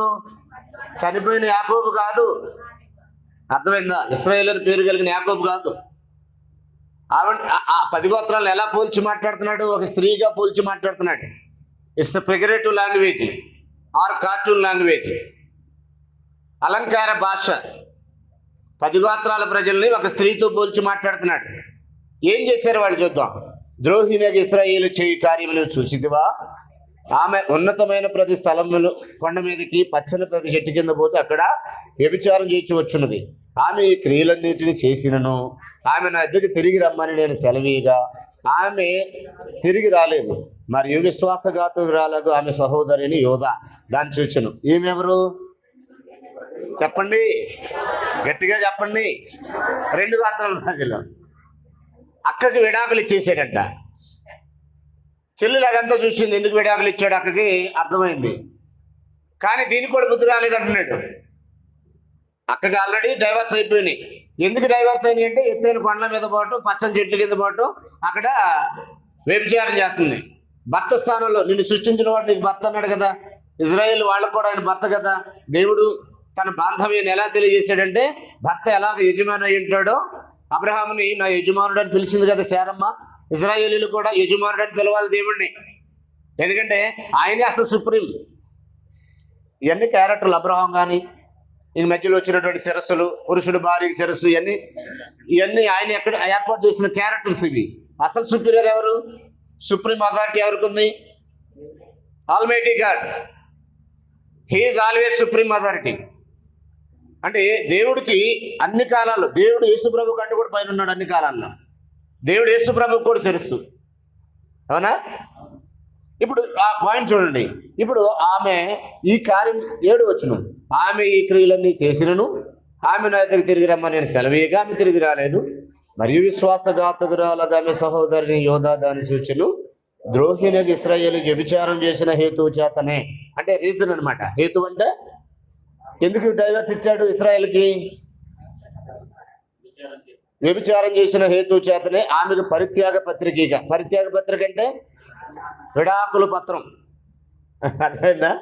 ఆమెకి పరిత్యాగ పత్రికగా విశ్వాసఘాతకురాలుగా ఆమె సహోదరిని యోధా. ఎవరు ఆ యోధా? 2 గోత్రాల ప్రజలు. చూచి తాను భయపడక వ్యభిచారం చేసి వచ్చున్నది. రాళ్లతోనూ మొద్దులతోనూ వ్యభిచారం చేసిన. తేల్చేశాడు. వ్యభిచారం అంటే ఏంటి? రాళ్లతో మొద్దులతో. ఎక్కడెక్కడ? ఎత్తైన కొండలు, పచ్చని చెట్ల కింద పోయి ఏం చేశారు? రాళ్లతో మొద్దులతో. రాళ్లతో బొమ్మలు చెక్కి, మొద్దులతో బొమ్మలు చెక్కి, ఆ బొమ్మల్ని ఎత్తైన కొండల మీద పెట్టి, పచ్చని చెట్ల కింద పెట్టి వాటికి పూజలు చేశారు. అదే వాళ్ళు చేసిన వ్యభిచారం. ఆల్రెడీ ఇశ్రాయేల్ 10 గోత్రాలు చేయటం వల్ల వాళ్ళకి డైవర్స్ ఇచ్చాడు. అంటే అర్థమేంటి తెలుసా మీకు? అశ్షూరు చెరక పంపాడు. మళ్ళీ చెప్తున్నాను, అశ్షూరు చెరక పంపాడు వాళ్ళని. అంటే ఆయనతో సంబంధం లేకుండా వదిలేశాడు. ఆ 10 గోత్రాలని అనేక మార్లు హెచ్చరించి వినకపోవటం వల్ల వదిలేసేసాడు. ఇక మిగిలింది వీళ్ళకి ఒక 125 years ఎక్స్టెండ్ చేశాడు టైం పీరియడ్ని. అంటే 125 సంవత్సరాలు యోధా రాజ్యానికి అవకాశం ఇచ్చాడు. దిద్దుకోమని, మార్చుకోమని, మారు మనసు పొందమని అవకాశాలు కల్పించాడు. కారణం ఏంటంటే దావీదు మీద దేవునికి ఉన్న మక్కువ. దావీదుకు దేవుడు చేసిన సత్య ప్రమాణం. ఇందా చెప్పా కదా, దావీదుకు దేవుడు చేసిన సత్య ప్రమాణాన్ని బట్టి దావీదు వంశీయులైన యూదా రాజ్యానికి, ఆ రాజులకి, ఆ జనాంగానికి ఒక 120 సంవత్సరాలు పైబడి అవకాశం ఇచ్చినప్పటికీ తాను చూచి భయపడక అందుకన్నాడు. వాళ్ళు చేసిన సిగ్గుమాల పని అని చెప్పండి. ఇప్పుడు భర్త ఉండగా అనేక మందితో తిరుగుతుంది అనుకో స్త్రీ, ఏమంటారు? భలే గుణవంతురాలు అంటారా? అంటారు అలాగా? 3వ అధ్యాయం చూడండి, 3వ అధ్యాయం మొదటి నుంచి చూడండి. మరి ఒకడు తన భార్యను పరిత్తింపగా అతని యొద్దకు తొలగిపోయి వేరొక పురుషుని అయిన తర్వాత అతడు ఆమె యొద్దకు తిరిగి చేరునా? అలాగ జరుగు దేశం బహుగా అపిత్రమవును కదా. అయినను నీవు అనేకులైన వెటుగాండ్లతో తిరిగినను వ్యభిచారం చేసినను నా యొద్దకు తిరిగి రమ్మని నేను సెలవిస్తున్నాను. ఓహో, అనేకులైన వెటుగాండ్లతో తిరిగి వ్యభిచారం చేసిన నా యొద్దకు రమ్మంటున్నాడు. ఎవరిని? యోధాని. ఆల్రెడీ అప్పటికి అలా కార్యం చేయటం వల్ల తన సోదరైనటువంటి ఇశ్రాయేల్కి అష్షూరు చెరకు పంపించాడు. దాన్ని డైవర్స్ ఇవ్వడం అన్నాడు. అంటే పరిత్యాగ పత్రిక ఇచ్చానంటే అర్థం ఏంటంటే అప్పటికి అష్షూరుకి పంపించేశాడు. ఇక వీళ్ళకి ఇంకా టైం ఇచ్చేసి మార్చుకో దిద్దుకో నువ్వు అని అంటే ఈవిడ కూడా ఎలా చేస్తుంది? తాను భయపడక అలాగే చేస్తుంది అన్నాడు. ఏం చేశారు ఇంతకు వాళ్ళు చేసిన ఆ సిగ్గుమాల పనులు చెప్పండి? అసలు ఒక్కడితో అంటేనే భర్తతో కాకుండా ఒక్కడితో తిరిగితేనే సిగ్గుమాలదని అంటారు. సిగ్గుచారం లేదా నీ బతుక్కి? ఒకటి చాలడా నీకు అంటారా? అంటే చెప్పండి. అలా అంటారా? అలా అనేక మంది తిరిగే వాళ్ళు ఏమంటారు? భలే మంచి స్త్రీ అంటారా? అసహించుకుంటారు కదా, అవునా కాదు చెప్పండి. ఇక్కడ దేవుడు కూడా అదే భాష ఉపయోగించాడు. నువ్వు అనేక మంది వెటగాళ్ళతో వ్యభిచారం చేసి నువ్వు తిరిగి రమ్మని నేను అన్నాను, అయినా తిరిగి రాలా. కాబట్టి ఇప్పుడు వీళ్ళకి కూడా డైవర్స్ ఇవ్వడం రెడీ అయిపోయాడు. నా పాయింట్ అర్థమైంది మీకు? ఏంటి వాళ్ళు చేసిన పని అంటే, కార్యాలు బాగానే చేస్తున్నారు, సమాజంగా బాగానే కొడుతున్నారు, కూడి కార్యక్రమాలు చేస్తున్నారు, ఫెస్టివల్తో బాగానే చేస్తున్నారు, ఏ లోపం లేదంట. ఎలా చేశారంట? న్యాయాధిపతుల కాలం నుండి ఇప్పటి వరకు చరిత్రలో కనీ విని ఎరిగిన రీతిగా పస్కా పండగ ఏ లోపం లేకుండా చేశారు. ఎలాగొచ్చారు చూడండి, అక్కడ 10 వచ్చును. ఇంతగా జరిగినను విశ్వాసఘాతకురాలకు ఆమె సహోదరిని యూదా, అంటే ఎవరాళ్ళు? 2 గోత్రాల వారు, పై వేషమునికే గాని తన పూర్ణ హృదయంతో నా యొద్దకు తిరగటలేదని యెహోవా సెలవిచ్చున్నాడు. మనుషుల దగ్గర నాటకాలు ఆడొచ్చు కానీ దేవుడి దగ్గర నాటకాలు ఆడలేవు. నువ్వు ఏ ఉద్దేశంతో వచ్చి కూర్చుంటున్నావో దేవుడికి బాగా తెలుసు. నేను ఒక క్లిప్పు ట్రైన్లో వచ్చేటప్పుడు విన్నా. ఒక అతను అంటున్నాడు, హిందువులు అంటే ఏంటి? దేవుడితో బేరం చేసేవాళ్ళు అంటున్నాడు. దేవుడితో బేరం అంటే వాళ్ళే కాదు, అందరూ చేస్తున్నారు, అన్ని మతాల వాళ్ళు చేస్తున్నారు. పాపం ఆ మైకుడు తెలియదు, వాళ్ళే చేస్తున్నారు అనుకుంటున్నాడు. అంటే నాకు అవసరం ఉంది, నాకు ఈ అవసరం ఉంది, నాకు డబ్బులు ఏటీఎం లాగా నువ్వు వచ్చేసి నాకు ఆ రోగం తగ్గించి ఈ రోగం తగ్గించి నాకు అది ఇచ్చి అప్పులు తెచ్చి అంటారు. ఆ గుడికి వెళ్ళినా ఎక్కడికి వెళ్ళినా ఇంటికి వెళ్ళి ఇచ్చినా కొబ్బరికాయ కొట్టినా ఏం చేసింది ఇదే కదా. వాళ్ళకి ధర్మంతో పని లేదు, దేవుడితో పని లేదు, సత్యంతో పని లేదు, నిబద్ధతతో పని లేదు అని వాళ్ళ నుంచి ఒక స్వామీజీ అంటున్నాడు. ఆ పక్కన ఉన్నటువంటి సెన్జీర్ అంటున్నాడు, అయిపోయా అన్నాడు. ఆ క్లిప్ నా దగ్గర ఉంది, మీకు చూపిస్తాను. ఎందుకంటే మంచిదని నా వాట్సాప్లోకి డౌన్లోడ్ దానికి షేర్ చేస్తున్నా నేను, మీకు చూపిద్దాం, ఎవరైనా అడిగితే చూపిద్దాం. అది ఉద్దేశం ఏంటంటే వాళ్ళు కొబ్బరికాయ కొట్టినా గుండు కొట్టించుకున్నా ఇంటికి వెళ్తే ఇదిగో మా పిల్లోడు పాస్ అయితే నీ పిల్లోడు పాస్ అయితే ఇంటికి ఆయన ఎందుకు? నా పొలం అందరికి 35 బత్తాలు పెడితే నాకు 45 బత్తాలు పెడితే 1016 ఇస్తా, లేదా 100 కొబ్బరికాయలు వచ్చి కొడతా, నీకు మంచి ఉద్యోగం వస్తే ప్రమోషన్ వస్తే. ఇవన్నీ బేరం కదా. దేవుడితో బిజినెస్ చేస్తున్నారు అన్నాడు డైరెక్ట్గా. పాప అమ్మాయికి తెలియదు, మసీదుకి వెళ్ళాడు కూడా బిజినెస్ చేస్తున్నాడు, చర్చికి వెళ్ళాడు కూడా బిజినెస్ చేస్తున్నాడు. అంతే కదా. మా ఊర్లో అక్కడ ఉన్నాడు, ఎవడు చెప్పాడు నీకు ఉద్యోగం రాదని, ఎవడు చెప్పాడు నీకు వ్యాపారంలో కలిసి రాదని, ఎవడు చెప్పాడు నీకు పిల్లలు కలగరని అని పెద్ద ఖర్చుకుంటూ ఆటం చేసారికి కుదురు కూర్చో నుంచోడు. అటు గంతులేస్తుంటాడు కాలుగాలి పిల్లిలాగా. తెంగరోడు కాదు, బైబిల్లో బేసిక్స్ కూడా తెలియదు, కానీ వేలాది మంది ఫాలోవర్స్ ఉన్నారు అతనికి. ఈ అబద్ధాలు చెప్పే వాళ్ళకి ప్రజల యొక్క ఆదరణ చాలా ఎక్కువ ఉంటుందండి. ఆధారం ఏం జరగదు, జరిగినట్టు బిల్డప్ ఇస్తాడంతే. అదే ఆడికి నెత్తి మీద ఎంటుకలు ఊడిపోయి నాకులాగా. నేను ఒకరోజు ఫోన్ చేసి అడుగుదాం అనుకున్నా, ఎవడు చెప్పాడు నీ నెత్తి మీద ఎంటుకలు రావని.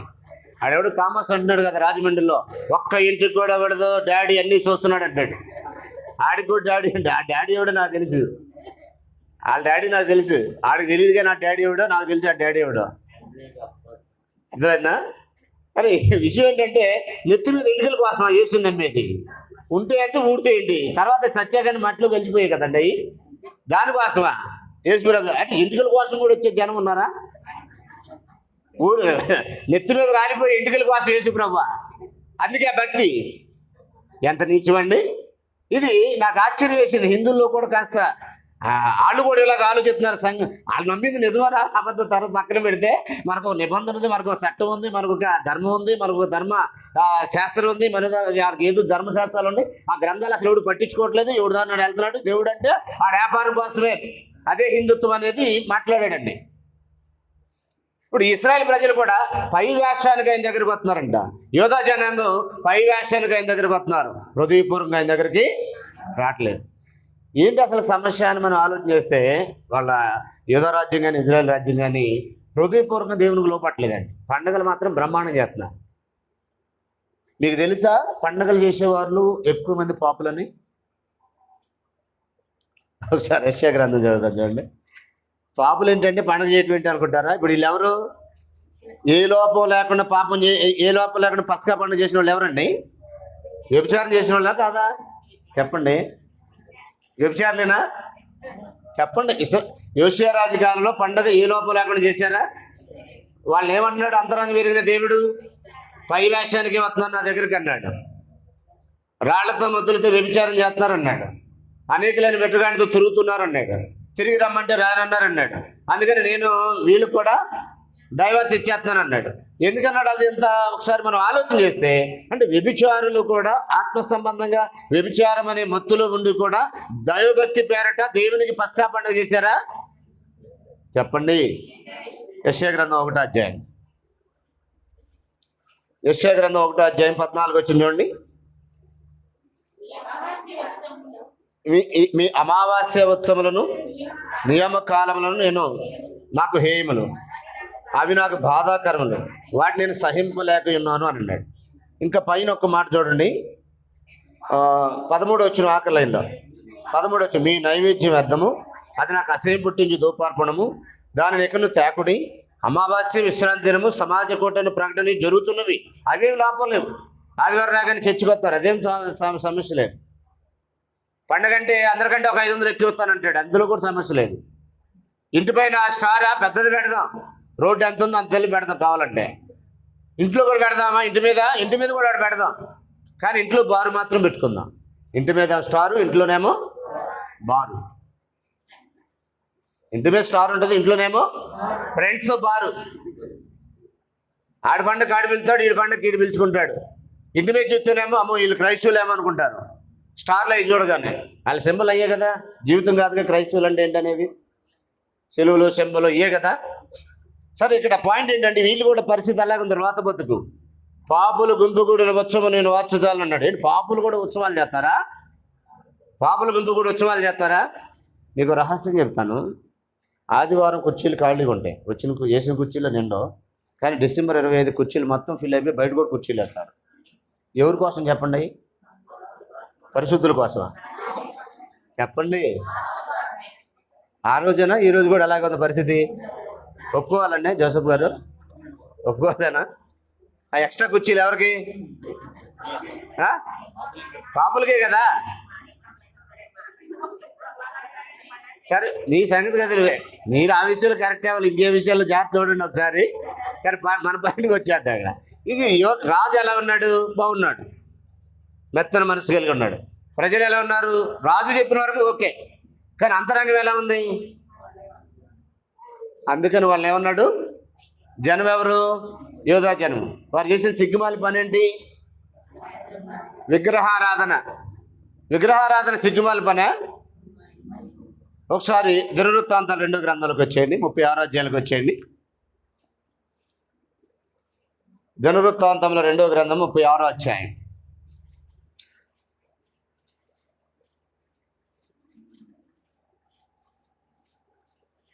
వచ్చింది చదువుతున్నాను. అదీగాక యాజకులలోను జనులలోను అధిపతులకు వారు అన్యజనులు పూజించు హేయమైన విగ్రహములను పెట్టుకొని బహుగా ద్రోహులై యెహోవా యెరూషలేములో పరిశుద్ధపరిచిన మందిరమును అపవిత్రపరిచిరి. అంటే అపవిత్రతకి ఒక నిర్వచనం ఏం చెప్పాడు ఇక్కడ? బొమ్మలు చేసుకొని వాటిని పూజించడం అనేది పవిత్రమా అపవిత్రమా? ఒకసారి బ్యాక్లోకి వెళ్దాం. ఒకసారి ఈ రాజు దగ్గరికి అతను ఏం చేశాడు చూడండి. ఒకసారి 34 అధ్యాయం 34 అధ్యాయాలకు వచ్చేది. మొదటి నుంచి చదువుతున్నాను. యోషియా ఏలనారంభించినప్పుడు 8 ఏళ్ల వాడ యెరూషలేములో 31 సంవత్సరం లేలను. అతడు యెహోవా దృష్టికి నీతిని అనుసరించుచు కుడి ఎడమలకు తొలకుండా తన పితరుడైన దావీదు చూపిన ప్రవర్తనకు సరిగా ప్రవర్తించును. దినవృత్తాంతాలు 2వ గ్రంథం 34 చదువుతున్నాను.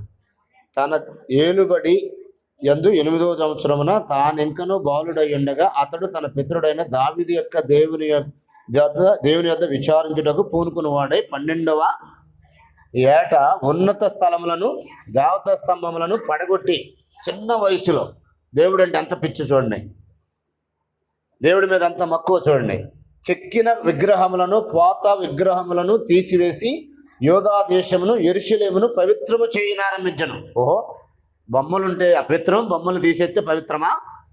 చెప్పాలి, చెప్పండి. అలా గట్టి చెప్పండి ఒకసారి. బొమ్మలు పెడితే పవిత్రమా అపవిత్రమా? అపవిత్రమేనా? బొమ్మలు తీసేస్తే ఏమన్నాడు ఇక్కడ? తీసేసినవాడు ఏం చేస్తున్నాడని రాశాడు?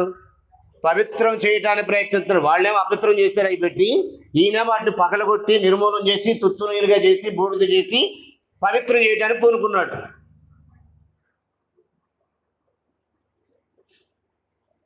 ఇప్పుడు మీ దగ్గరకు వస్తుంది కేసు, జాగ్రత్తగా వినాలి. అర్థమైందా? మన దగ్గర కూడా కేసు వస్తుంది ఒకసారి, మన మీద కూడా అభియోగాలు వస్తాయి. వెంటనే భయపడి మార్చుకుంటే ధన్యులు. లేదు ఇలా ఫిక్స్ అయిపోయి ఇలాగ వెళ్ళిపోతాం అనుకుంటే అలాగే నరకానికి కూడా ఫిక్స్ అవ్వాల్సి ఉంటుంది. చదువు ఒకసారి చూడండి. అసలు ఈ రాజును గురించి ముందుగానే ఈ విషయం చెప్పాడు. అతను పుట్టక ముందే భవిష్యత్ జ్ఞాని అనే దేవుడు. రాజుల మొదటి గ్రంథం 12 అధ్యాయాలకు వచ్చేయండి. రాజుల మొదటి గ్రంథం 12 అధ్యాయం. రాజుల మొదటి గ్రంథం 12 అధ్యాయము. ఒక రాజు అంటే 10 గోత్రాలకి రాజు అయినటువంటి యెరోబాము, ఇజ్రాయెల్ రాజు అయిన యెరోబాము ఏం చేశాడంటే 2 దూడలు చేసి ఒకటి దానిలో ఒకటి బేతేల్లో పెట్టి ఇయే మీ దేవుడు అని చెప్పి వారిని యెరూషలేము వెళ్లకుండా ఆపడానికి కుట్రపూరితమైన ఒక ఆలోచన చేశాడు. అదంతా ఇప్పుడు మనం చదవట్లేదు కానీ 29 చదువుతున్నాను చూడండి. ఇశ్రాయేలు వారులారా, ఐగుప్తులోని మిమ్మల్ని రప్పించిన మీ దేవుడు ఇవే అని చెప్పి ఒకటి బేతేలు నందును ఒకటి దాను నందును ఉంచెను. దాను వరకు ఈ రెంటిలో ఒక దానిని జనులు పూజించడం వల్ల రాజు చేసిన ఈ కార్యము పవిత్రతకు కారణమాయను. పాపమేనది? ఒక బొమ్మను దేవుడు అంటాం పాపమా కాదా? చెప్పండి, గట్టిగా చెప్పండి. పాపమేనా? అది చేయటం అపవిత్రం చేశారని దేవుడు అన్నాడా? యెరూషలేము దేవాలయాన్ని అపవిత్రం చేశారన్నాడా? ఇప్పుడు ఆ బొమ్మలన్నింటినీ పడగొట్టడం వల్ల ఈయన ఏం చేస్తున్నాడు? యోషియారాజు పవిత్రం చేస్తున్నాడు. ప్రజలేమో బొమ్మలు పెట్టి అపవిత్రం చేశారు, రాజేమో వాటిని తుత్తునీలుగా పగలగొట్టి పవిత్రం చేస్తున్నాడు. ఈ పని చేస్తాడని అతను పుట్టక ముందే అతను గురించి మాట్లాడాడు. కింద 13 అధ్యాయం చదవండి. రాజుల మొదటి గ్రంథం 13 అధ్యాయం. అంతటి దైవజనుడు ఒకడు యెహోవా చేత సెలవునుంది యూదా దేశం నుండి బేతేలునకు వచ్చెను. ధూపం వేయుటకై యెరోబాము ఆ బలిపీఠమునొద్ద నిలిచి ఉండగా ఆ దైవజనుడు యెహోవా ఆజ్ఞ చేత బలిపీఠమునకు ఈ మాట ప్రార్థన చేశాను. బలిపీఠమా, బలిపీఠమా, యెహోవా సెలవిచ్చినదేమనగా దావీదు సంతతిలో యోషియా అనున ఒక శిశువు పుట్టును. ఎవరతను?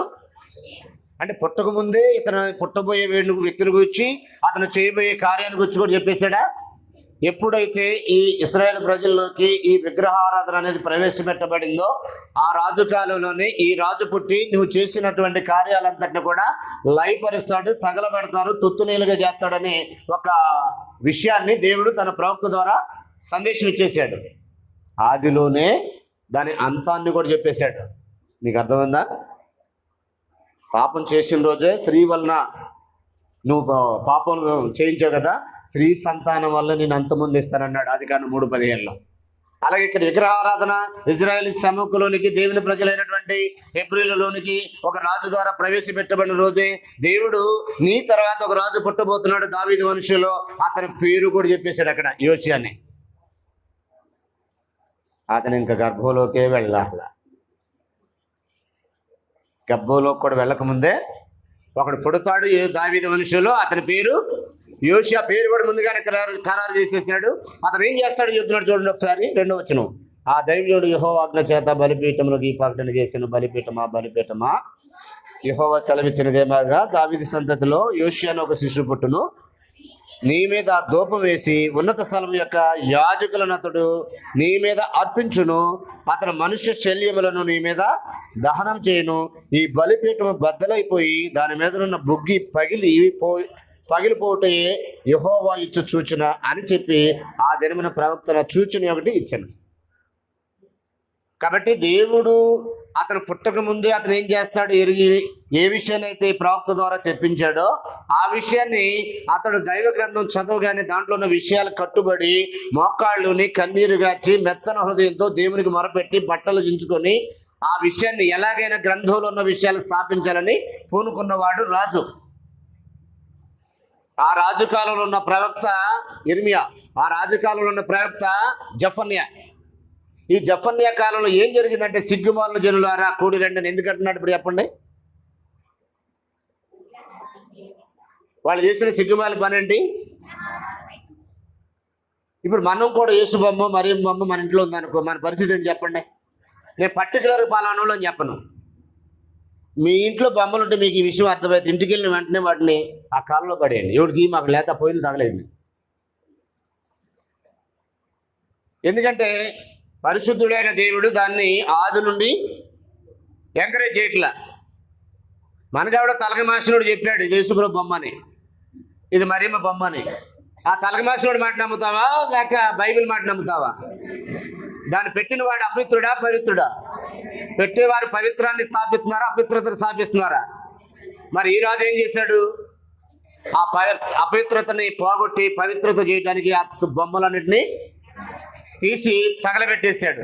నువ్వు కూడా నీకు వాక్యం అర్థమైతే నీ ఇంట్లో ఏ బొమ్మ ఉన్నా ఇంటికి వెళ్ళగానే తీసి తగలబెట్టాయి. లేదు నేను ఇలాగ అపవిత్రంగా బతుకుతాను నరకానికి వెళ్తానంటే ఎవరు చేసేదేం లేదు. ఎవడు స్వతంత్రుడు, మనం కూడా స్వతంత్రం చేశాడు. నీ ఇంటికి వచ్చిన దైవజనుడు ఎప్పుడో నీకు చెప్పాడో లేదో, నేను ఏ ఇంటికి వెళ్ళినా ఏ విషయం చెప్పేస్తా. వాళ్ళు 2సారి రమ్మన్నా పర్లేదు, వాళ్ళకి ఎప్పుడు మా ఇంటికి రావద్దని చెప్పినా పర్లేదు. ఎందుకంటే ఒకళ్ళు రమ్మంటాం, ఒకళ్ళ చేత ఆహ్వానించబట్టు వాళ్ళ చేత గజమాలు వేయించుకోవడం నా డ్యూటీ కాదు. నా జీవితంలో ఎవరి చేత దండ కూడా వేయించుకోలేదు, నేను సాల్వ కూడా కప్పించుకోలేదు. వాడిని అస్సలు ఎంకరేజ్ చేయను. భోజనం అంటావా, నువ్వు పచ్చి పులుసు పెట్టినా కానీ హ్యాపీగా తినేసి వెళ్ళిపోతా. ఆకలి తీరడానికి భోజనం తింటా కానీ తింటానికి బతికే టైపు కాదు. కాబట్టి నా దృష్టికి అపవిత్రమైన చర్య కనపడిందంటే ఖచ్చితంగా ఆ ఇంటికి నేను మేలు చేయాలంటే నేను ఏ ఇంట్లో బస చేశానో చెల్లికి అర్థమైంది ఇప్పటికే.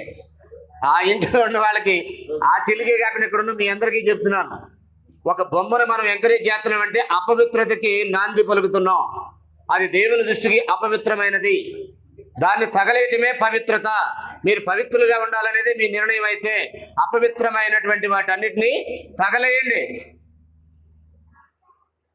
అది సిగ్గుమాలిన పని అంటున్నాడు. యోధా జనమేని అనుకుంటున్నారా? నేడు బొమ్మలు పెట్టే ప్రతి వారు కూడా సిగ్గుమాలిన జనమే. నేడు బొమ్మలను ఎంకరేజ్ చేసే ప్రతి వారు కూడా. ఎందుకంటే బొమ్మకి కళ్ళుంటే చూడలేవు, చెవులుంటే వినలేవు, కాళ్ళుంటే నడవలేవు, చేతులుంటే తాకలేవు. మనమే చెప్తాం 115వ కీర్తన 4 నుండి 8 వచనాలు కావాలంటే చదువుకుంటాం, బల్ల బుద్ధి ప్రసంగం చేస్తాం. కానీ మనం మాత్రం ఏదో ఒక బొమ్మ తీసుకొచ్చి దాన్ని దేవుడు అంటాం. ఏ తెలుసులు ఎలాగే పాపం దేవుడు తెలియని వాళ్ళు తెలియబడిన దేవుని కొని ఒక బొమ్మ పెడితే ఆయన అక్కడికి వెళ్ళి దేవుడు అంటే మనుషుల చమత్కార కల్పనతో మలచబడిన వెండి బంగారుతో చేయబడి కాదు అబ్బాయి, ఆయనే ఆకాశాన్ని భూమికి ప్రభు అన్నాడు. మీరు కట్టుకున్న ఆలయాల్లో నివసించేవాడు కాదు ఆయన. ఆయనకి ఇష్టమైన ఆలయాన్ని కట్టేవాడు ఒక ఆయన ఉన్నాడు. యేసుప్రభు కట్టిన ఆలయంలో నివసించేవాడు ఆయన. అసలు వాస్తవానికి ఆయన ఆకాశం, ఆయన పాదపీఠం భూమి, ఆయన పాదపీఠం ఆకాశం, ఆయన సింహాసనం అన్నాడు. కాబట్టి మీరు ఆయన కొరకు ఏం కట్టలేరు, అది మీ వల్ల కాదు. కాబట్టి ఆయన ఎవరంటే ఆయన అందరికీ జీవాన్ని ఊపిని సమస్తాన్ని దయచేవాడు, మనం ఆయన సంతానం. కాబట్టి మనుషుల చమత్కార కల్పన వల్ల మలచబడిన బంగారమునైన వెండినైన రాతినైన దేవత్వం పోలి ఉన్నదని తలంపే రాకూడదంటే ఇంట్లోకి తెచ్చిపెట్టుకున్నాం అంటే అర్థం ఏంటి చెప్పండి? చదువుతారా? మరొకసారి చదవండి. అపోస్తుల గారు 17:29. అపోస్తుల గారు 17:29. కాబట్టి మనము దేవుని సంతానమయ్యండి మనుషుల చమత్కార కల్పన వలన మలచబడిన బంగారమునైనను వెండినైనను రాతినైనను దేవత్వం పోలి ఉన్నదని తలంపకూడదు అన్నాడు. సో తలంపే రాకూడదు, అందులో దేవత్వం ఉన్నదని తలంపే రాకూడదు. అసలు ఏ తలంపు లేకుండానే బొమ్మను తీసుకొచ్చి ఇంట్లో పెట్టుకుంటున్నావా? చెప్పండి, నువ్వు చెప్తాడు. అసలు ఆ బొమ్మ మీద నాకు ఏ ఫీలింగ్ లేదు, దాన్ని తీసుకొచ్చి ఇంట్లో పెట్టుకుంటానా? ఒక్కొక్కరు చెప్తున్నారు ఇలాంటి చెత్త ఫిలాసఫీ. నాకైతే ఏం లేదండి, ఊరిని ఎందుకు పెట్టాము అలా అంటే. ఊరిని ఎందుకు? అసలు ఎవడో బొమ్మ పెట్టవచ్చు అప్పుడు. వెంకటేశ్వర స్వామి ఆంజనేయ స్వామి పెట్టవచ్చు, ఊరికి ఏమీ లేదు కదా నీ గురిలో. ఏముంది అదే పెట్టు, ఇదే పెట్టాలని ఏముందో, ఏ దొరకముందో మారముందో ముత్యాలముందో పెట్టు. అసేమండి అది అసేమేడు దీంట్లో ఉందేంటి చెప్పని వాళ్ళు అడుగుతున్నారండి. అందులో లేనిదేంటి, ఇందులో ఉందేంటి చెప్పు అంటున్నాడు. ధ్వజస్తంభంలో లేనిదేంటి, సిలువలో ఉందేంటి చెప్పు అంటున్నాడు. ఏం చెప్తావు చెప్పండి? ధ్వజస్తంభం పెడితే తప్పు అంటున్నారు, కొయ్యలకు మొక్కుతున్నారు అంటారు, మీరు సిలువలు పెడుతున్నారు. సిలువలు ఏముంది చెప్పండి పోనీ. ధ్వజస్తంభంలో ఏం లేదు, I agree with you. But సిలువలో ఏముంది చెప్పు అంటున్నాడు. ఇంటి నెంబర్ 13లో సిలువులాగా చూపిగానే ఫోకస్ వచ్చేసి కళ్ళు పోతాయా? మనం పెట్టే సిలువులకి అంత ఫోకస్ ఉందా? చిన్నప్పుడు ఇంటి నెంబర్ 13లో సినిమా చూసే దెయ్యానికి సిలువు చూపిగానే దాని ఫోకస్కి అది బెదిరి పారిపోతుంది. అలాంటి దాన్ని దొరుకుతే ఏంటి సినిమాలలాగా? ఏముండదు కదా, దానిలో ఈ శక్తి లేదు. సిలువ వేయబడిన యేసులో శక్తి ఉంది కానీ సిలువలో ఏమీ లేదు, అది కొయ్య. ఆయనతో పాటు దొంగలు కూడా వేశారు ఆ సిలువ. ఆయనతో పాటు కొన్ని లక్షల మంది వేశారు రోమా ప్రభుత్వం సిలువకి ఏమీ లేదు ప్రాధాన్యత. అంటే నీ మైండ్ డైవర్ట్ చేస్తానికి సాతాను వేసిన తంత్రం అది. నేను నిజ దేవుడు, ఇశ్రాయేల్ ప్రజలు దేవుళ్ళలోనే ఉన్నాం అనుకున్నారు. మాకు దేవుడు ఉన్నాడు, మాకు నిబంధన ఉంది, మాకు నిరీక్షణ ఉంది, మాకు వాగ్దానాలు ఉన్నాయి, మేము సున్నత సంబంధులు, మీకేమీ లేదు దరిద్రులారా పొండి అని నీచంగా చూస్తారు మిగిలిన జనాన్ని. వెర్రవీగే వాళ్ళ జనం జాత్యాహంకారంతో. కానీ వాళ్ళ బతుకులు ఎలా ఉన్నాయి? అంతరంగాన్ని చూసిన దేవునికి ఆ బతుకులు ఎలా కనిపించాయి? పైవేషానికి వస్తున్నారు కానీ హృదయపూర్వకంగా దేవుని వద్దకి, హృదయంలో ఆయనకి స్థానము, అంతరంగంలో ఆయనకి ఇచ్చే స్థానము ఇవ్వలేదు. అందుకని యెషయా 29:13 ఏమన్నాడు చూడండి ఒకసారి. యెషయా గ్రంథం 29:13 వచ్చిన 29:13 ఒకసారి చూడండి. ప్రభువుకి యెహోవా ఇలాగ సెలవిచ్చున్నాడు, ఈ ప్రజలు నోటి మాటతో నా ఎద్దకు వచ్చున్నారు, పెదవులతో నన్ను గనపరుచున్నారు, వారి హృదయం నాకు దూరంగా చేసుకుని ఉన్నారు. వారు నా ఎడలు చూపే భయభక్తులు, అంటే భయభక్తులు చూపుతున్నారా? చెప్పండి, భయభక్తులు చూపుతున్నారా లేదా? అక్కడేముందండి? పండగ చేయలేదా? బ్రహ్మాండంగా ఉత్సవాలు చేయలేదా? సమాజ కూటాలు జరపట్లేదా? చెప్పండి, ఇశ్రాయేలు చేశారా లేదా? మన చదివిన వాక్యాల్లో యెషయా 1 సమాజ కూటం జరిపించారా? విశ్రాంతిని పాటించారా? ఉత్సవాలు చేసేసారా? పాపులు గుంపుగా గూడి ఉత్సవాలు నేను ఓర్చలేను అంటాడంటే పాపులు కూడా గుంపు కూడి ఉత్సవాలు చేస్తున్నారా? చేస్తున్నారు కదా. కానీ ఆయన ఏమన్నాడంటే పై వేషానికి వస్తున్నారు కానీ హృదయపూర్వక నాయతకి రావట్లేదన్నాడు. హృదయంలో నాకు స్థానం లేదన్నాడు. పెదాలతో నన్ను కనపరుస్తున్నారు అన్నాడు. వారు నా ఎడలు చూపే భయభక్తులు మానవ విధులను బట్టి నేర్చుకున్నవి అన్నాడు. అంటే మనుషుల విధులను బట్టి కూడా భయభక్తులు చూపుతారా? ఇంకా దరిద్రమైన తెలుసా, ఇశ్రాయేల్ చరిత్ర మొత్తం చదివిన, క్రైస్తవులకు సంబంధించిన మొత్తం చదివిన, మొత్తం 66 పుస్తకాలు చదివిన విగ్రహారాధన అన్ని కాలాల్లో దేవుడు తప్పని అన్నాడు. వాటిని చేసుకోకూడదు అని అన్నాడు ముందు. తర్వాత పూజించడం అనేది వద్దన్నాడు, కానీ ముందు అసలు చేసుకోకూడదు అని చెప్పాడు. 10 ఆజ్ఞలు మొదటి 2 ఆజ్ఞలు ఏంటి అదే కదా. అయినా సరే ఎవడు చెప్పాడని బొమ్మను తీసుకొచ్చి ఇంట్లో పెట్టుకున్నావంటే దేవుని మాటకు విలువిస్తున్నావా లేక మానవ విధులను బట్టి భయభక్తులు చూపుతున్నావా? చెప్పండి. ఎక్కడి నుంచి వచ్చిన విధి? ఒక బొమ్మను తీసుకొచ్చి ఇంట్లో పెట్టుకో. మన విధి ఎక్కడి నుంచి వచ్చింది మనకి? దేవుని గ్రంథం నుంచా? మనం లేకపోతే బైబిల్ ఎక్కడ మాట్లాడితే అక్కడ మాట్లాడతాం, బైబిల్ ఎక్కడ మౌనం అనుకుంటే అక్కడ మౌనంగా ఉంటాం. ఇంగ్లీష్ వచ్చింది అనుకో, let the Bible speak, we are speak. Where is the Bible silent, we are silent. Bible ఎక్కడ మాట్లాడితే అక్కడ మాట్లాడతాం. సౌండ్ బాగుందని డైలాగులు కొడతామా? నిజంగానే బైబిల్ మాట్లాడిన ఎన్నో విషయాల్లో మనం కూడా మౌనంగా ఉంటున్నావా? ఇంకా పైగా అసలు అది వద్దు అని చెప్పింది చేస్తున్నాం. మీకు అర్థమైందా సిగ్గుమాల పని ఏంటో? చెప్పండి. సిగ్గుమాల జిల్లారా కూడి రండి అన్నాడు. ఏంటి వాళ్ళు చేసిన సిగ్గుమాల పని? ఎవరా ప్రజలు? చెప్పండి. మళ్ళీ రాంగ్. పర్టికులర్గా అక్కడ ఉన్నట్టు చెప్పండి. సిగ్గుమాల జిల్లారని పర్టికులర్గా అంది ఎవరిని? యోధా రాజ్యాన్ని. ఎవరా యోధా రాజ్యం? 2 గోత్రాల ప్రజలు. ఏంటి వాళ్ళు చేసిన సిగ్గుమాల పని? విగ్రహారాధన. ఇప్పుడు వాళ్ళైనా మనల్ని కూడా చేసిన అదే అంటాడా? మనల్ని అనలేదు అంటారా? మనలైనా అలాగే అంటాడు. ఇప్పుడు వాళ్ళ రమ్మని విధి నిర్ణయం ఇంకా కాలేదన్నాడు.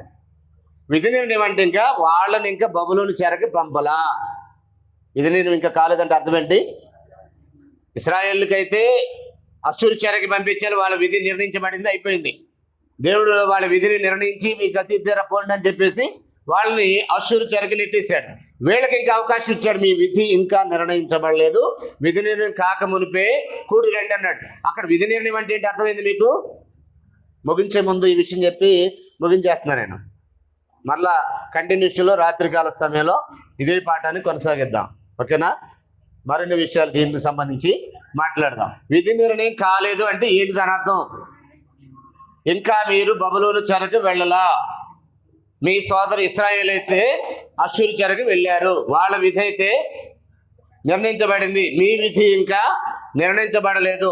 పొట్టు గాలికి ఎరిగినట్టు సమయము గతించుచున్నది. విధి నిర్ణయం కాక మునిపే కూడి రండి. ఎఫెసీ 5:15 కూడా అంటాడు, దినములు చెడ్డవి గనక మీరు సమయమును పోనీక అజ్ఞానుల వలె కాక జ్ఞానుల వలె నడుచుకున్నట్లు జాగ్రత్తగా చూసుకోండి.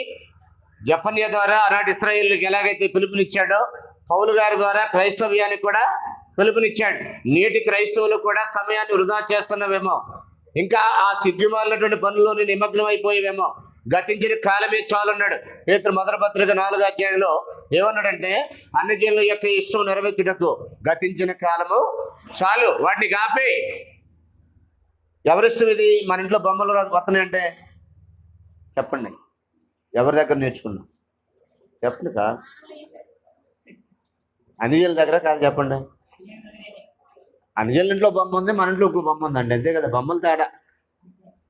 అది బొమ్మే, ఇది బొమ్మే. దానికి ఏ శక్తి లేదు, దీనికి ఏది లేదు. అంటే ఎక్కడ నేర్చుకున్నాం మనం ఇదంతానంటే మనుషుల దగ్గరే. మళ్ళీ పొద్దున్న లేస్తే లేఖనాల పరిశోధన సదస్సులకు వెళ్తాం. లేఖనాలు అసలు ఈ విషయం ఎక్కడుందని ఆలోచన చేయం. లేఖనం ఎక్కడ మాట్లాడదాన్ని మనం ఎందుకు చేస్తామని ఆలోచించాం. పైగా లేఖనం వద్దన్న దాన్ని మనం ఎందుకు చేస్తామని ఆలోచన చేయం.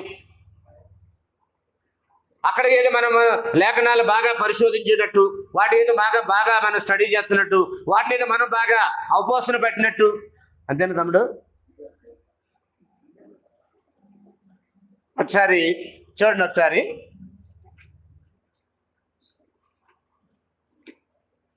ఏం చెప్పాను? పేతురు రాసినటువంటి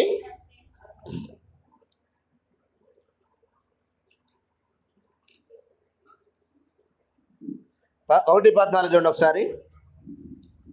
నేను పరిశుద్ధుడినై ఉన్నాను కనుక మీరును పరిశుద్ధులై ఉండండి అని అన్నాడు.